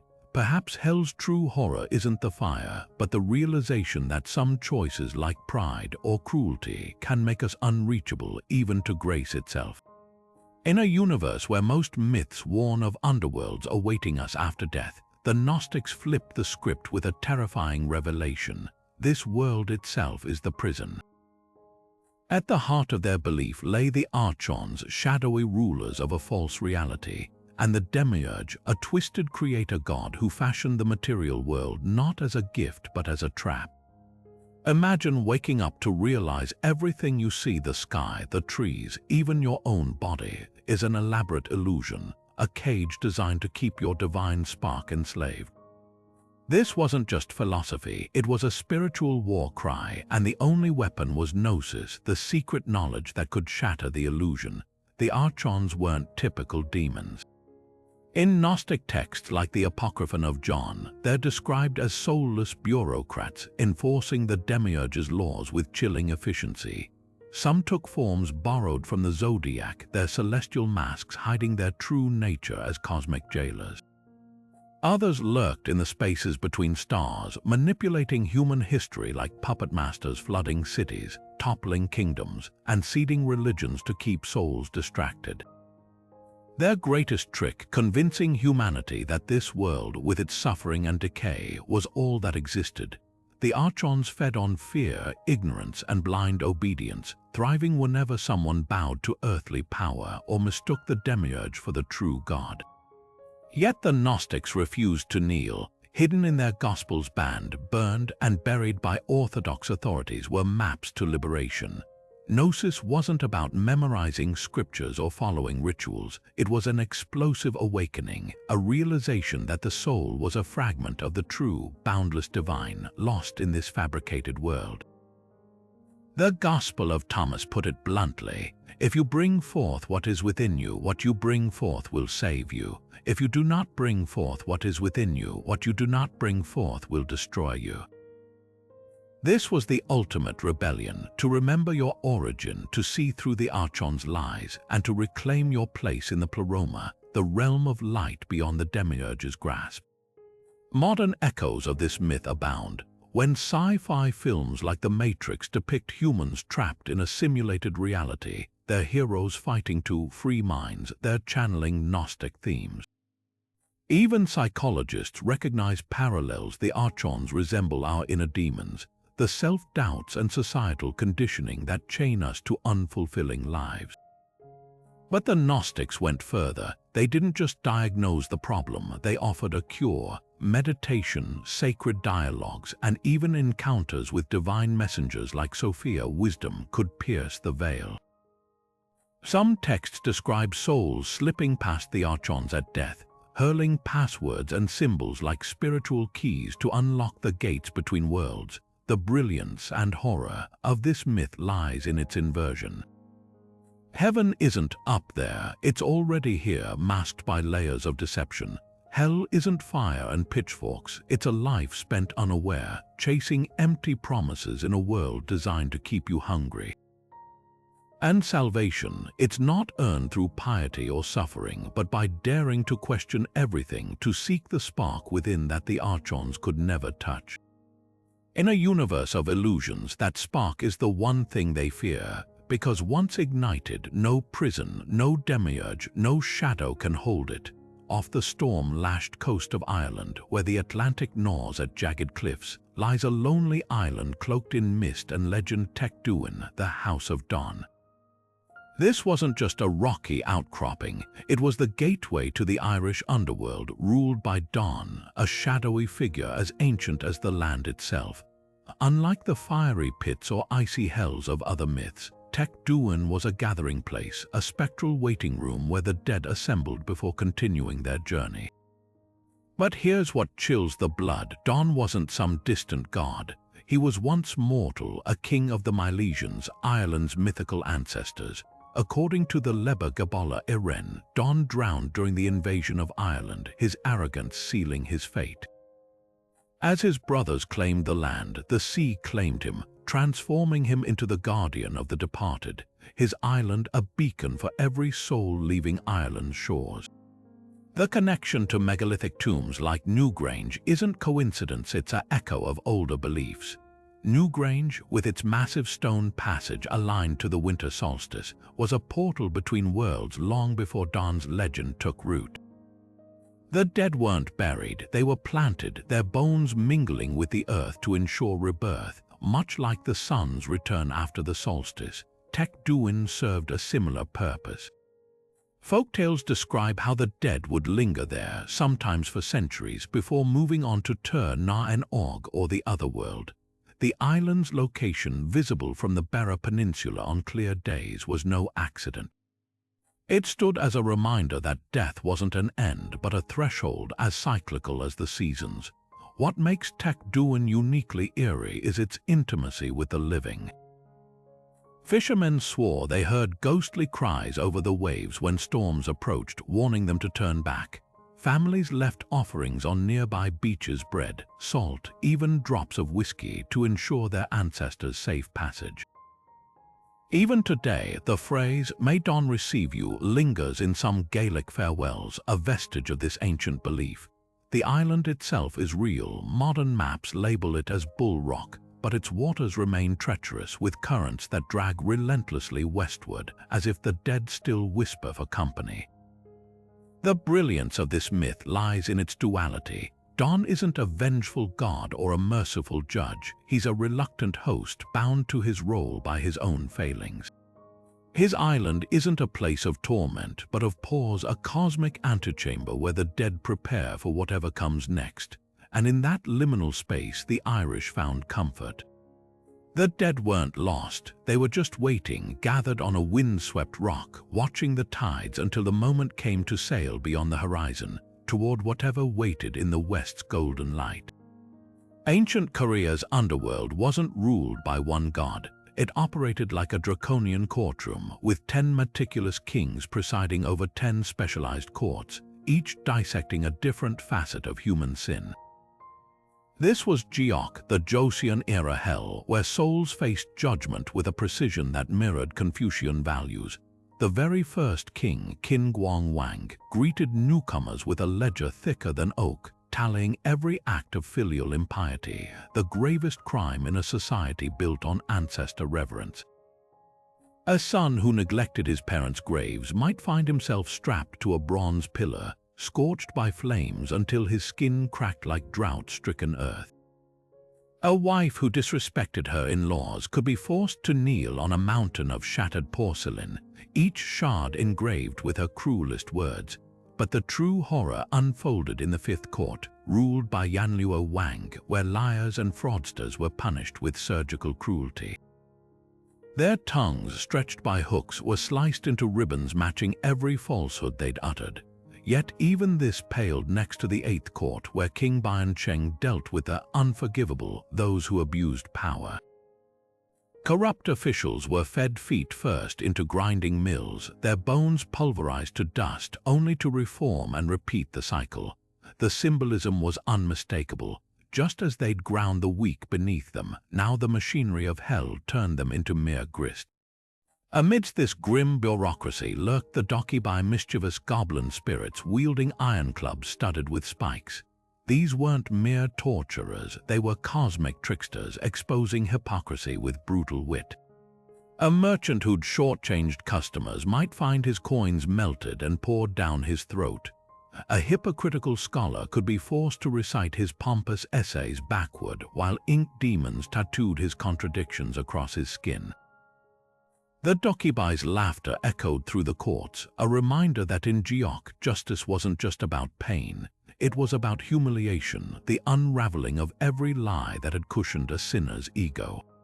What makes Geok unique is its rigid order. Unlike the chaos of Greek Tartarus or the solitary suffering of Christian hell, this was a system. Each court had appeals processes, souls could call witnesses or present virtuous deeds to mitigate sentences. Folk paintings depict scribes with ox head masks meticulously recording proceedings, while messenger spirits raced between realms to fetch evidence. Even the damned had rights. Those who'd shown fleeting kindness might receive lighter torments, like temporary blindness instead of dismemberment. Modern Korean horror films like The Wailing and Hellbound draw deeply from this mythos. The 10 kings reappear as masked figures in corporate offices, their judgments reframed for the digital age. And the Dokubai, they've evolved into viral phenomena, anonymous online whistleblowers exposing corruption with the same gleeful brutality. The lesson remains unchanged. Hell isn't just a place. It's the moment every excuse burns away, leaving only the truth and the crushing weight of what you've done. While the Greeks feared Hades' cold silence and the Egyptians dreaded Osiris' scales, the Etruscans whispered of Ater, a god who ruled the underworld with a grin full of sharpened teeth, his domain crawling with horrors ripped straight from nightmares. Most terrifying of all was Tucholcha, a blue-skinned demon whose face flickered between human and beast, his tangled locks writhing like living serpents. Tomb paintings show him lurking behind Ater's throne, clutching a massive hammer, ready to shatter the bones of oath-breakers. But here's what sets this underworld apart. Ater wasn't just a borrowed Greek god. He was a chimera Hades name etched onto Etruscan magic, his iconography twisted into something far older and wilder. Look closely at the tomb of the blue demons in Tarquinia, where Tucholcha looms over a banquet of the dead. His skin isn't merely painted blue, it's the livid hue of drowned flesh, his lips peeled back to reveal jagged yellow teeth. Unlike Hades' solemn judges, Tucholcha delights in his work, his eyes bulging with manic glee as he torments souls. Yet this horror carries a cultural secret. The Etruscans believed demons weren't just punishers, they were mirrors. Tucholcha's hammer didn't just crush bones, it exposed hypocrisy, shattering the lies people told to themselves in life. A merchant who'd sworn false oaths wouldn't just feel pain, he'd hear his own deceit echoing with every blow. Ater's fusion with Hades reveals deeper anxieties. Greek pottery shows Hades as stern but regal, his beard neatly trimmed. Etruscan artists gave Ater matted hair and a feral grin, his throne flanked by wolves. Even the name Ater might derive from hate, their word for underworld, less a borrowed deity than a primal force dressed in Greek trappings. Tomb inscriptions reinforce this duality. One in Perugia addresses Ater Persepni Persephone, blending languages like a spell. The Etruscans weren't copying myths, they were remixing them, weaving Greek imagery into their own spectral tapestry. The most chilling evidence lies in the Zagreb mummy wrappings, a linen book of the dead inscribed with blood-red ink. Here, Tucholcha isn't alone, he's part of a trio with Charon, their version of Charon, and Vanth, a winged death spirit. Unlike the Greek ferryman, Charon wields a grotesque mallet, his nose hooked like a vulture's beak. Vanth, meanwhile, holds a torch not to light the way but to expose hidden sins. Together, they form a nightmare bureaucracy. Charon transports, Tucholcha punishes, and Vanth ensures no soul escapes scrutiny. Modern excavations reveal how deeply these beliefs ran. At the tomb of the infernal chariot, archaeologists found a bronze chariot adorned with demons not for war, but for the deceased's journey below. The wheels were deliberately bent, a ritual killing to send it to the underworld. Even the Etruscans famed liver divination tied to this. The organ's lobes mapped Ater's realm, with Tucholcha lurking in the gallbladder's bitter hollow. What makes this underworld unforgettable isn't its brutality, but its theatricality. The Etruscans didn't just fear death, they staged it, painting tombs like macabre theaters where demons and gods played out cosmic justice. And in that performance, they revealed a truth as sharp as Tucholcha's teeth. The afterlife isn't just where you go, it's the spotlight that shows who you truly were when no one was watching. Deep beneath the volcanic islands of the Philippines, where the earth exhales sulfur and fire, stretches Casanon, a serpent-ridden underworld so viscous with corruption that sinners don't just drown in its rivers, they dissolve. Unlike the orderly courts of Diu or the bureaucratic hells of Korea, Casanon is a realm of visceral, almost poetic justice where punishments don't just fit the crime, they embody it. A liar isn't merely silenced, their lungs fill with the very words they twisted, choking on syllables that congeal into black sludge. A thief, their hands grow heavy as stone, dragging them into pits where eels slither into their eye sockets, feasting on the greed that once gleamed there. What makes Casanon unforgettable isn't just its brutality, it's the creatures that enforce it. The Naga, serpent deities with emerald scales and human faces, slither through the gloom, their fangs dripping venom that doesn't kill but calcifies. Sinners who betrayed kin might find themselves encased in living amber, their screams frozen mid-air as their relatives' faces flicker in the resin around them. Meanwhile, the Baccanawa, a moon-devouring dragon of legend, coils around the realm's core, its belly rumbling with storms that echo the chaos of unrepentant souls.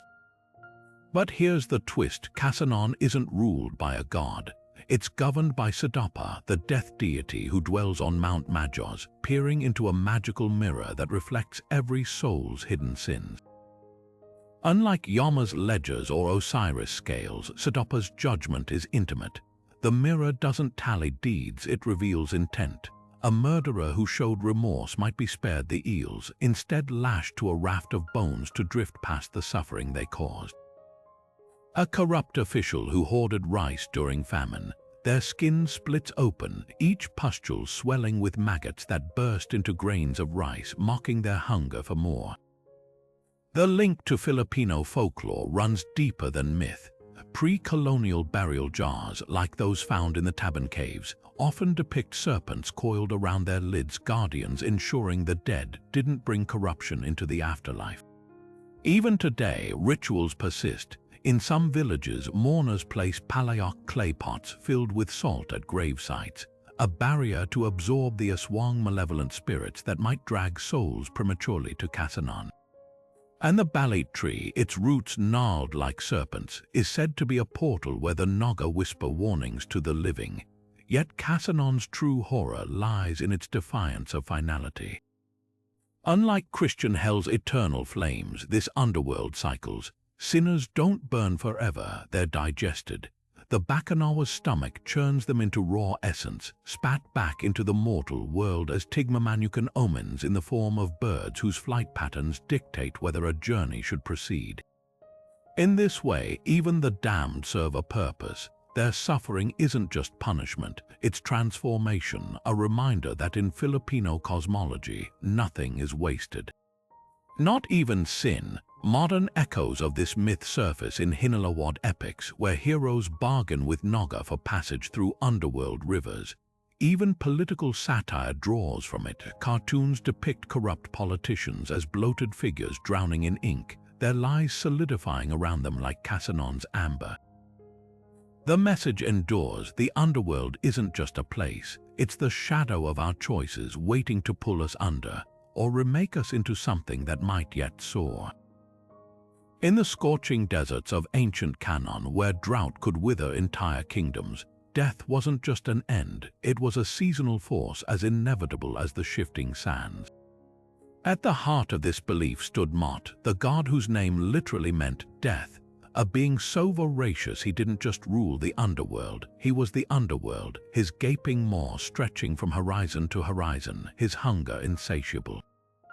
Every year, like clockwork, Mot would rise from his throne of bones to devour Bol, the storm god who brought life-giving rains. For months, the land would parch under Mot's dominion, crops crumbling to dust, rivers shrinking to cracked mud.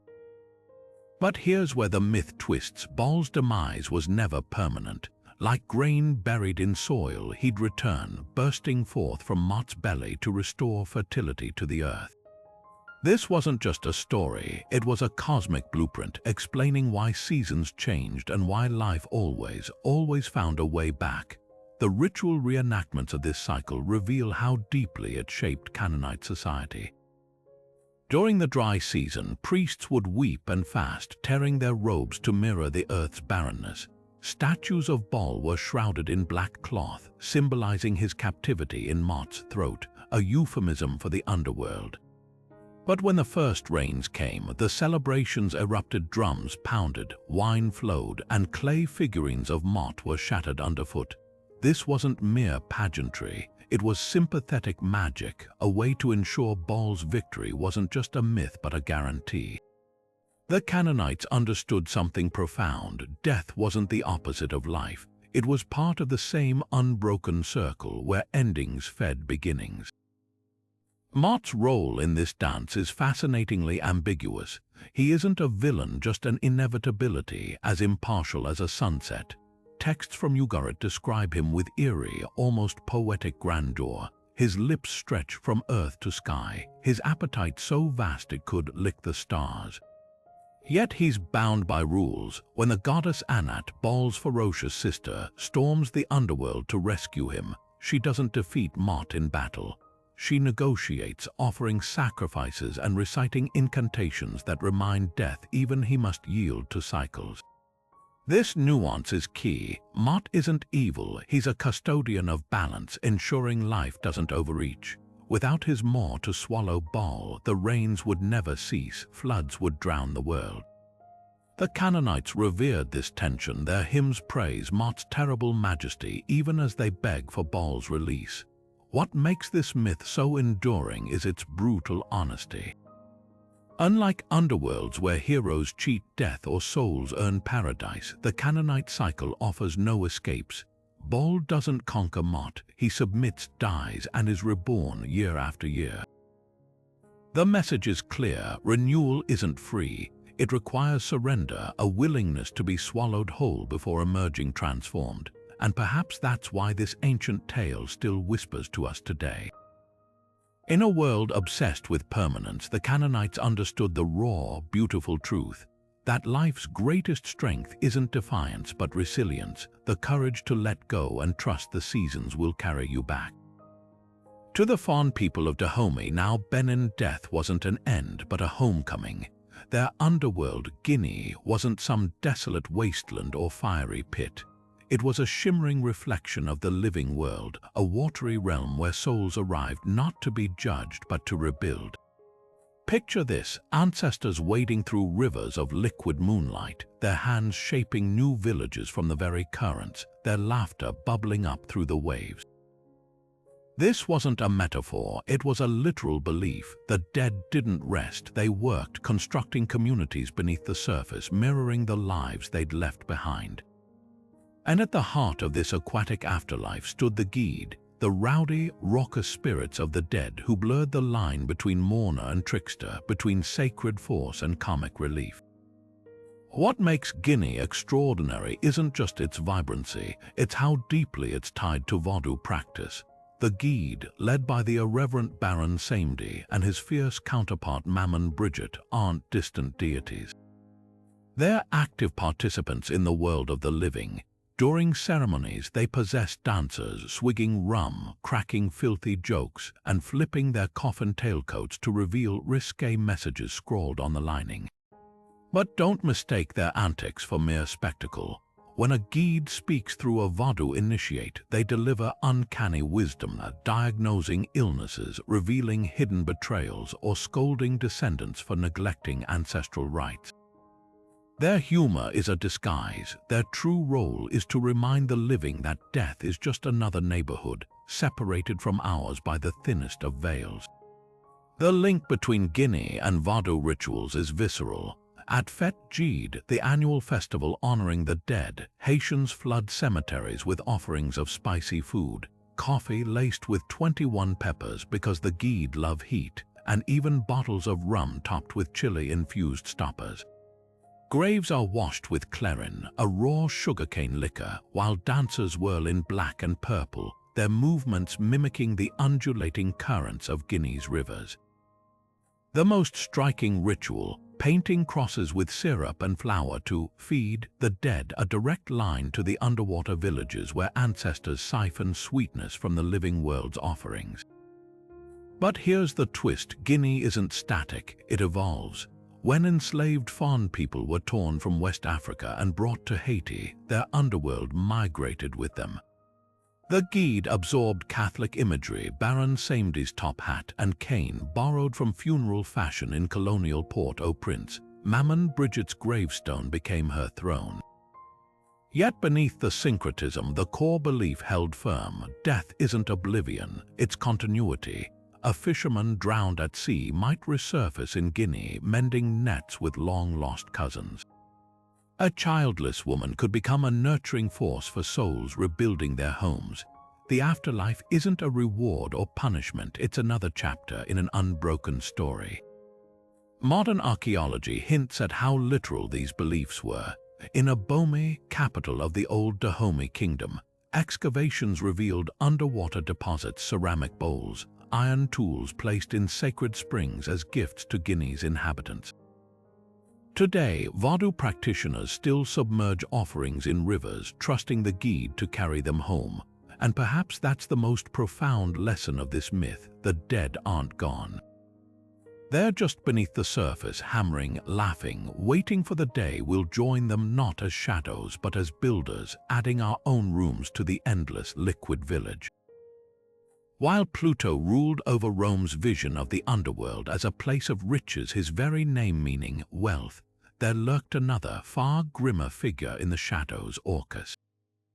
Unlike Pluto's opulent Elysium, where the virtuous dead basked in eternal reward, Orcus presided over a pitiless domain reserved for oath-breakers and the damned. His name alone struck fear into Roman hearts, its guttural sound echoing the clang of chains and the finality of a sealed tomb. Where Pluto's realm shimmered with golden fields, Orcus's abyss was a place of gnashing teeth and hollow-eyed torment, where punishment wasn't just about pain, it was about erasure. The restless dead, known as lemures, were Orcus's most infamous charges. These weren't mere ghosts, they were spectral remnants of those denied proper burial rites or those who died with guilt clinging to their souls. Roman writers like Ovid described them as withered, shrieking phantoms that slithered through the night, draining the vitality of the living. A larva, a particularly malicious type of lemur, could haunt households for generations, souring milk, withering crops, and whispering madness into sleeping ears. The terror wasn't just supernatural, it was social. To be haunted by a lemur implied your family had failed in its most sacred duty, honoring the dead. This fear gave rise to the Parentalia, a 9-day festival each February where Romans pacified the restless dead. Streets fell silent as families poured libations of milk and honey at ancestral tombs, offering crumbs of salted grain to stave off the lemur's hunger. The final night, the Feralia, was especially solemn. No weddings could be held, no battles fought, even temples closed their doors. The living whispered apologies to forgotten ancestors, begging them not to return as twisted, vengeful shades. The contrast to Pluto's lavish Elysium couldn't be starker.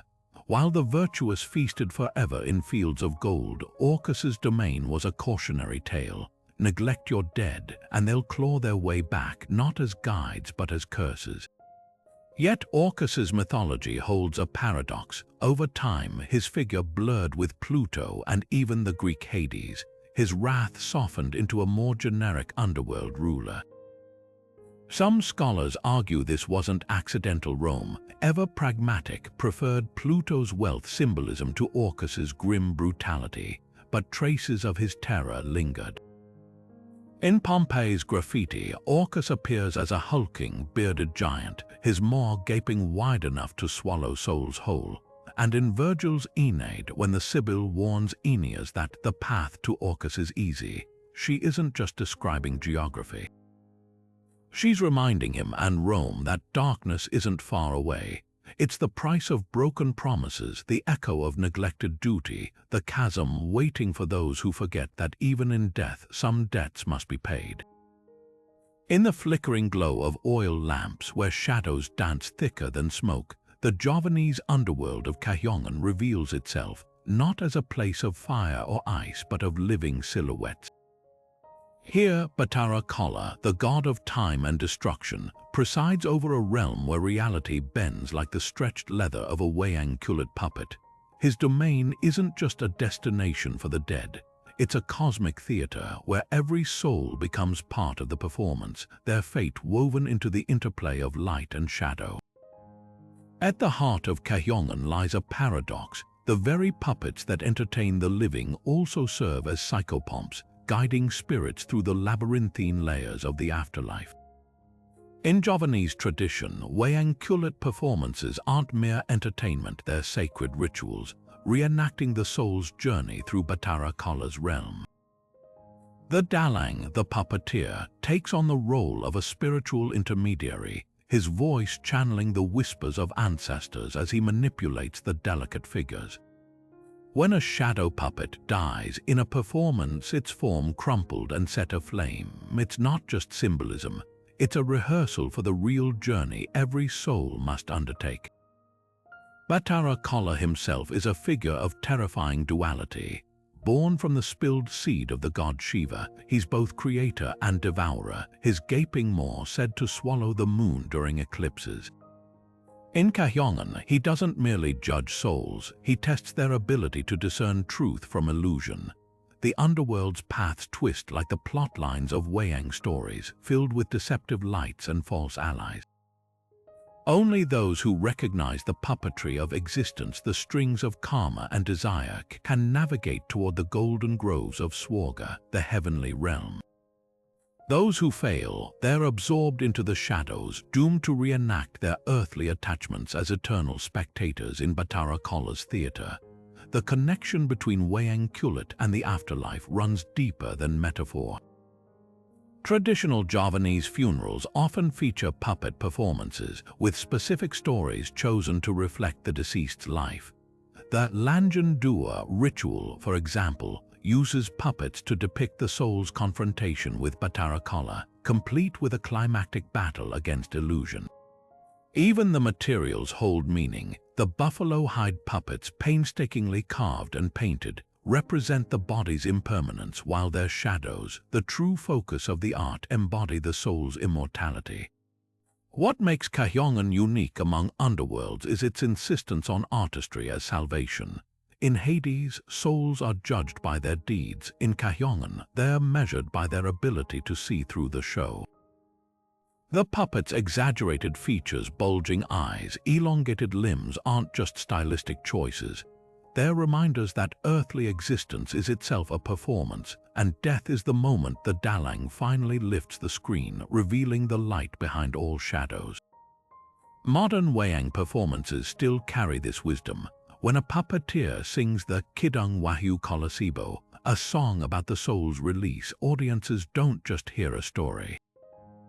They witness a map, one that leads through Batara Kola's realm and beyond, where every twist of the wrist and play of light holds the secret to navigating the ultimate shadow play. Deep beneath the red sandstone mesas of the American Southwest, the Hopi people trace their origin not to the Earth's surface, but to a hidden world below, a realm of preparation and testing where their ancestors lived before emerging into the light. This is the story of Sipapu, the sacred portal linking the underworld to our world, a concept so central to Hopi cosmology that its symbol is etched into the very architecture of their ceremonial kivas. Imagine a small, circular depression in the floor of these subterranean chambers, often covered with a wooden plank. To outsiders, it might look like simple design. But to the Hopi, that humble feature represents the umbilical cord of existence itself, the path their ancestors climbed hand over hand from the darkness into the dawn.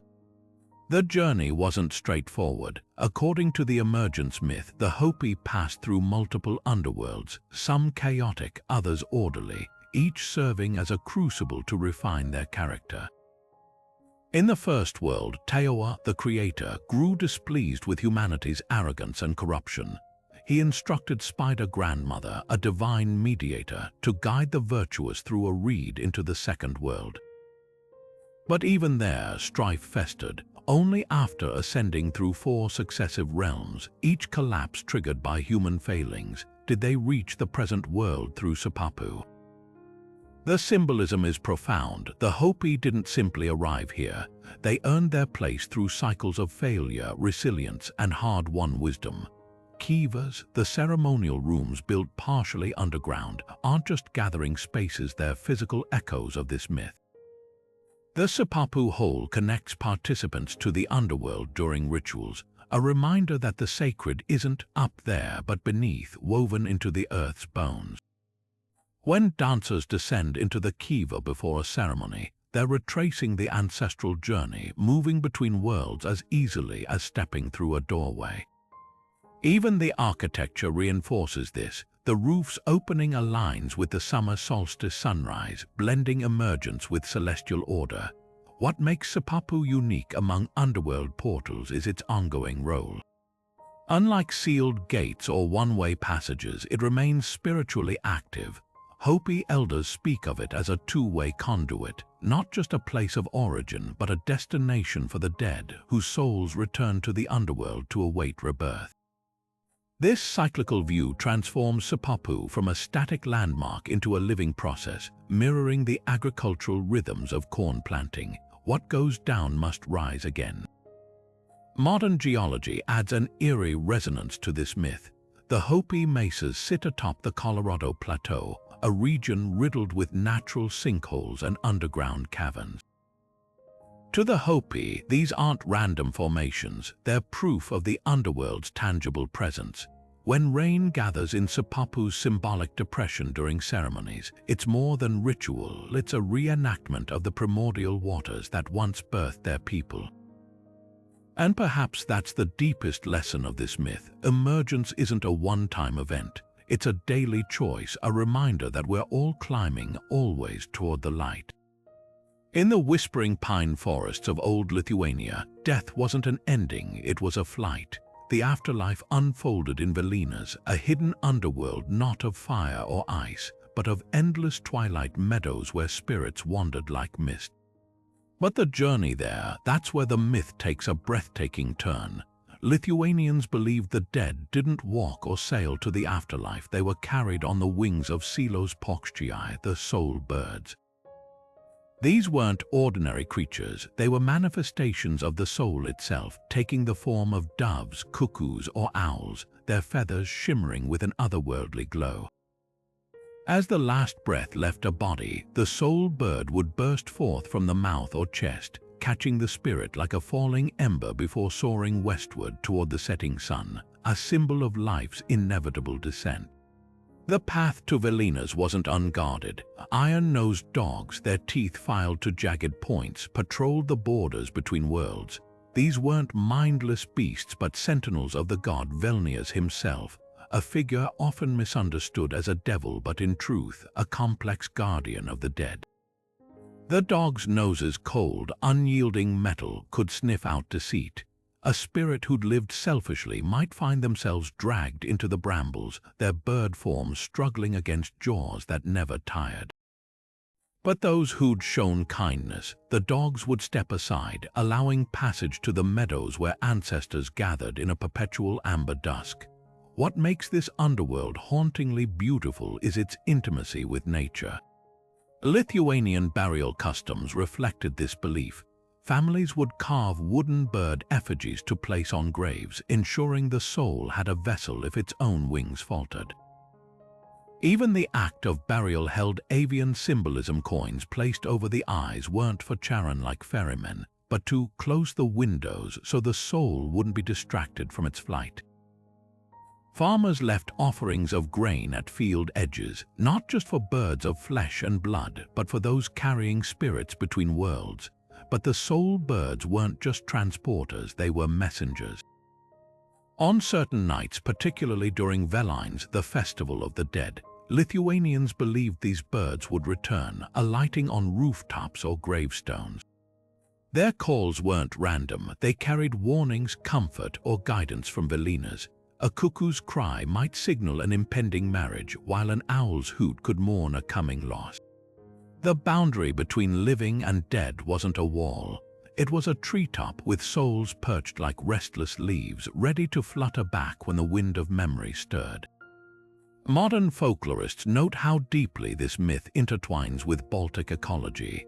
The birds chosen as soul carriers weren't arbitrary. Doves symbolized peace, owls wisdom, and cuckoos the cyclical nature of time.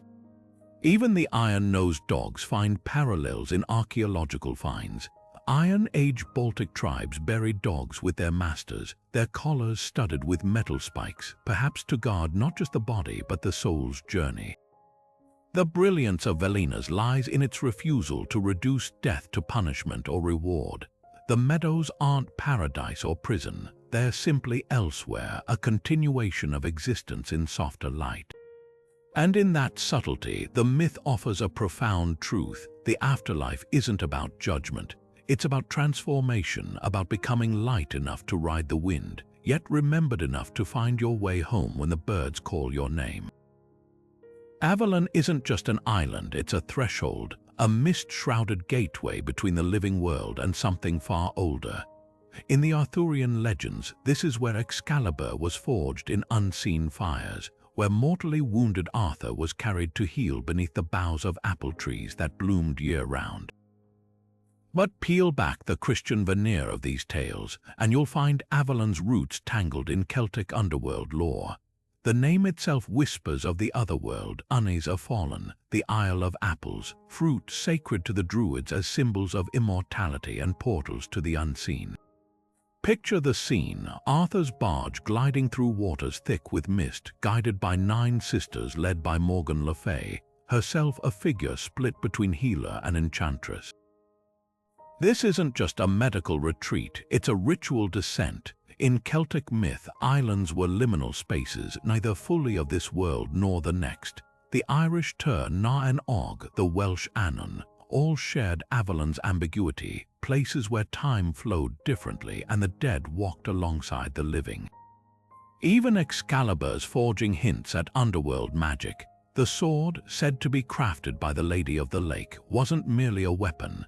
It was a relic of the depths, its scabbard rumored to prevent blood loss. An eerie parallel to the cauldrons of rebirth in Celtic myth, which could restore life to the slain. Christian retellings softened Avalon's edges, framing it as a resting place for a king who'd return in Britain's hour of need. But earlier strands of the myth suggest something darker. Geoffrey of Monmouth, writing in the 12th century, called it Insula Pomorum, the Isle of Apples, and linked it to Morgan's necromantic arts. The Vita Merlini describes Arthur's wounds being treated not with herbs but with secret arts, a phrase that evokes the Morrigan's battle magic or the druidic rites of the underworld. Even the apple trees bear symbolism. Their fruit, cut crosswise, reveals a 5-pointed star, a pagan emblem of the otherworld's embrace.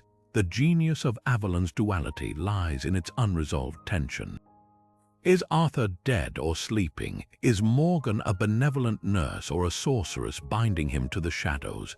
The island refuses to be pinned down, much like the Celtic underworlds that inspired it. Modern excavations at Glastonbury Tor, often touted as Avalon's real-world counterpart, reveal layers of ritual Iron Age votives, medieval pilgrim badges, as if every generation sensed the thinness of the veil there. And perhaps that's the enduring power of this myth. Avalon isn't just a destination. It's a question: what lies beyond the mist and who decides when or if a king should wake? From the scorching deserts of Mesopotamia to the icy fjords of Scandinavia, humanity has painted the underworld in countless shades, each culture carving its deepest fears and highest hopes into these unseen realms. Yet beneath the surface differences, startling patterns emerge. Whether it's Inanna stripped bare at the 7 gates, Osiris weighing hearts against a feather, or souls leaping across the razor-thin Chinvat bridge, these myths whisper a universal truth: the journey beyond death is never passive. It's a gauntlet of trials, a reckoning with the self, a transformation as inevitable as the seasons. The Aztecs braved rivers of blood, the Polynesians outwitted shape-shifting guardians, the Norse faced the unraveling of worlds at Ragnarök. Different landscapes, same existential dare, prove you're more than flesh. What's equally striking is how these underworlds serve as moral mirrors. The Hindu Naroka meticulously tailors punishments to sins, while the Hawaiian Lua o Milu offers redemption through ancestral connection. The Mayan Xibalba turns deceit into a deadly ballgame. The Egyptian Duat demands purity not just in deed but in intention.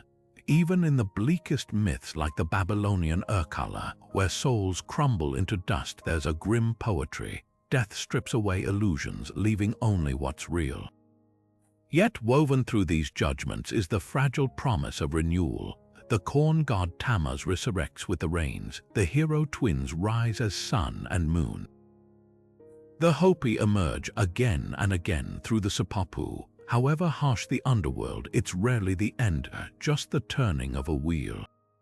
So here's the question that lingers after 35 realms of shadow. If you had to choose, which underworld would you dare to enter? Would you gamble on Charon's coin securing your passage, or trust your soul to the wings of a Lithuanian bird?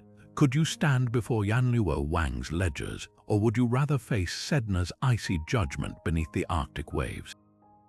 The answer says less about death than life, about what you value, fear, or secretly believe you deserve. Drop your pick in the comments, and if these myths have pulled you into their depths, hit subscribe. The past shadows have more tales to tell, and the next journey is all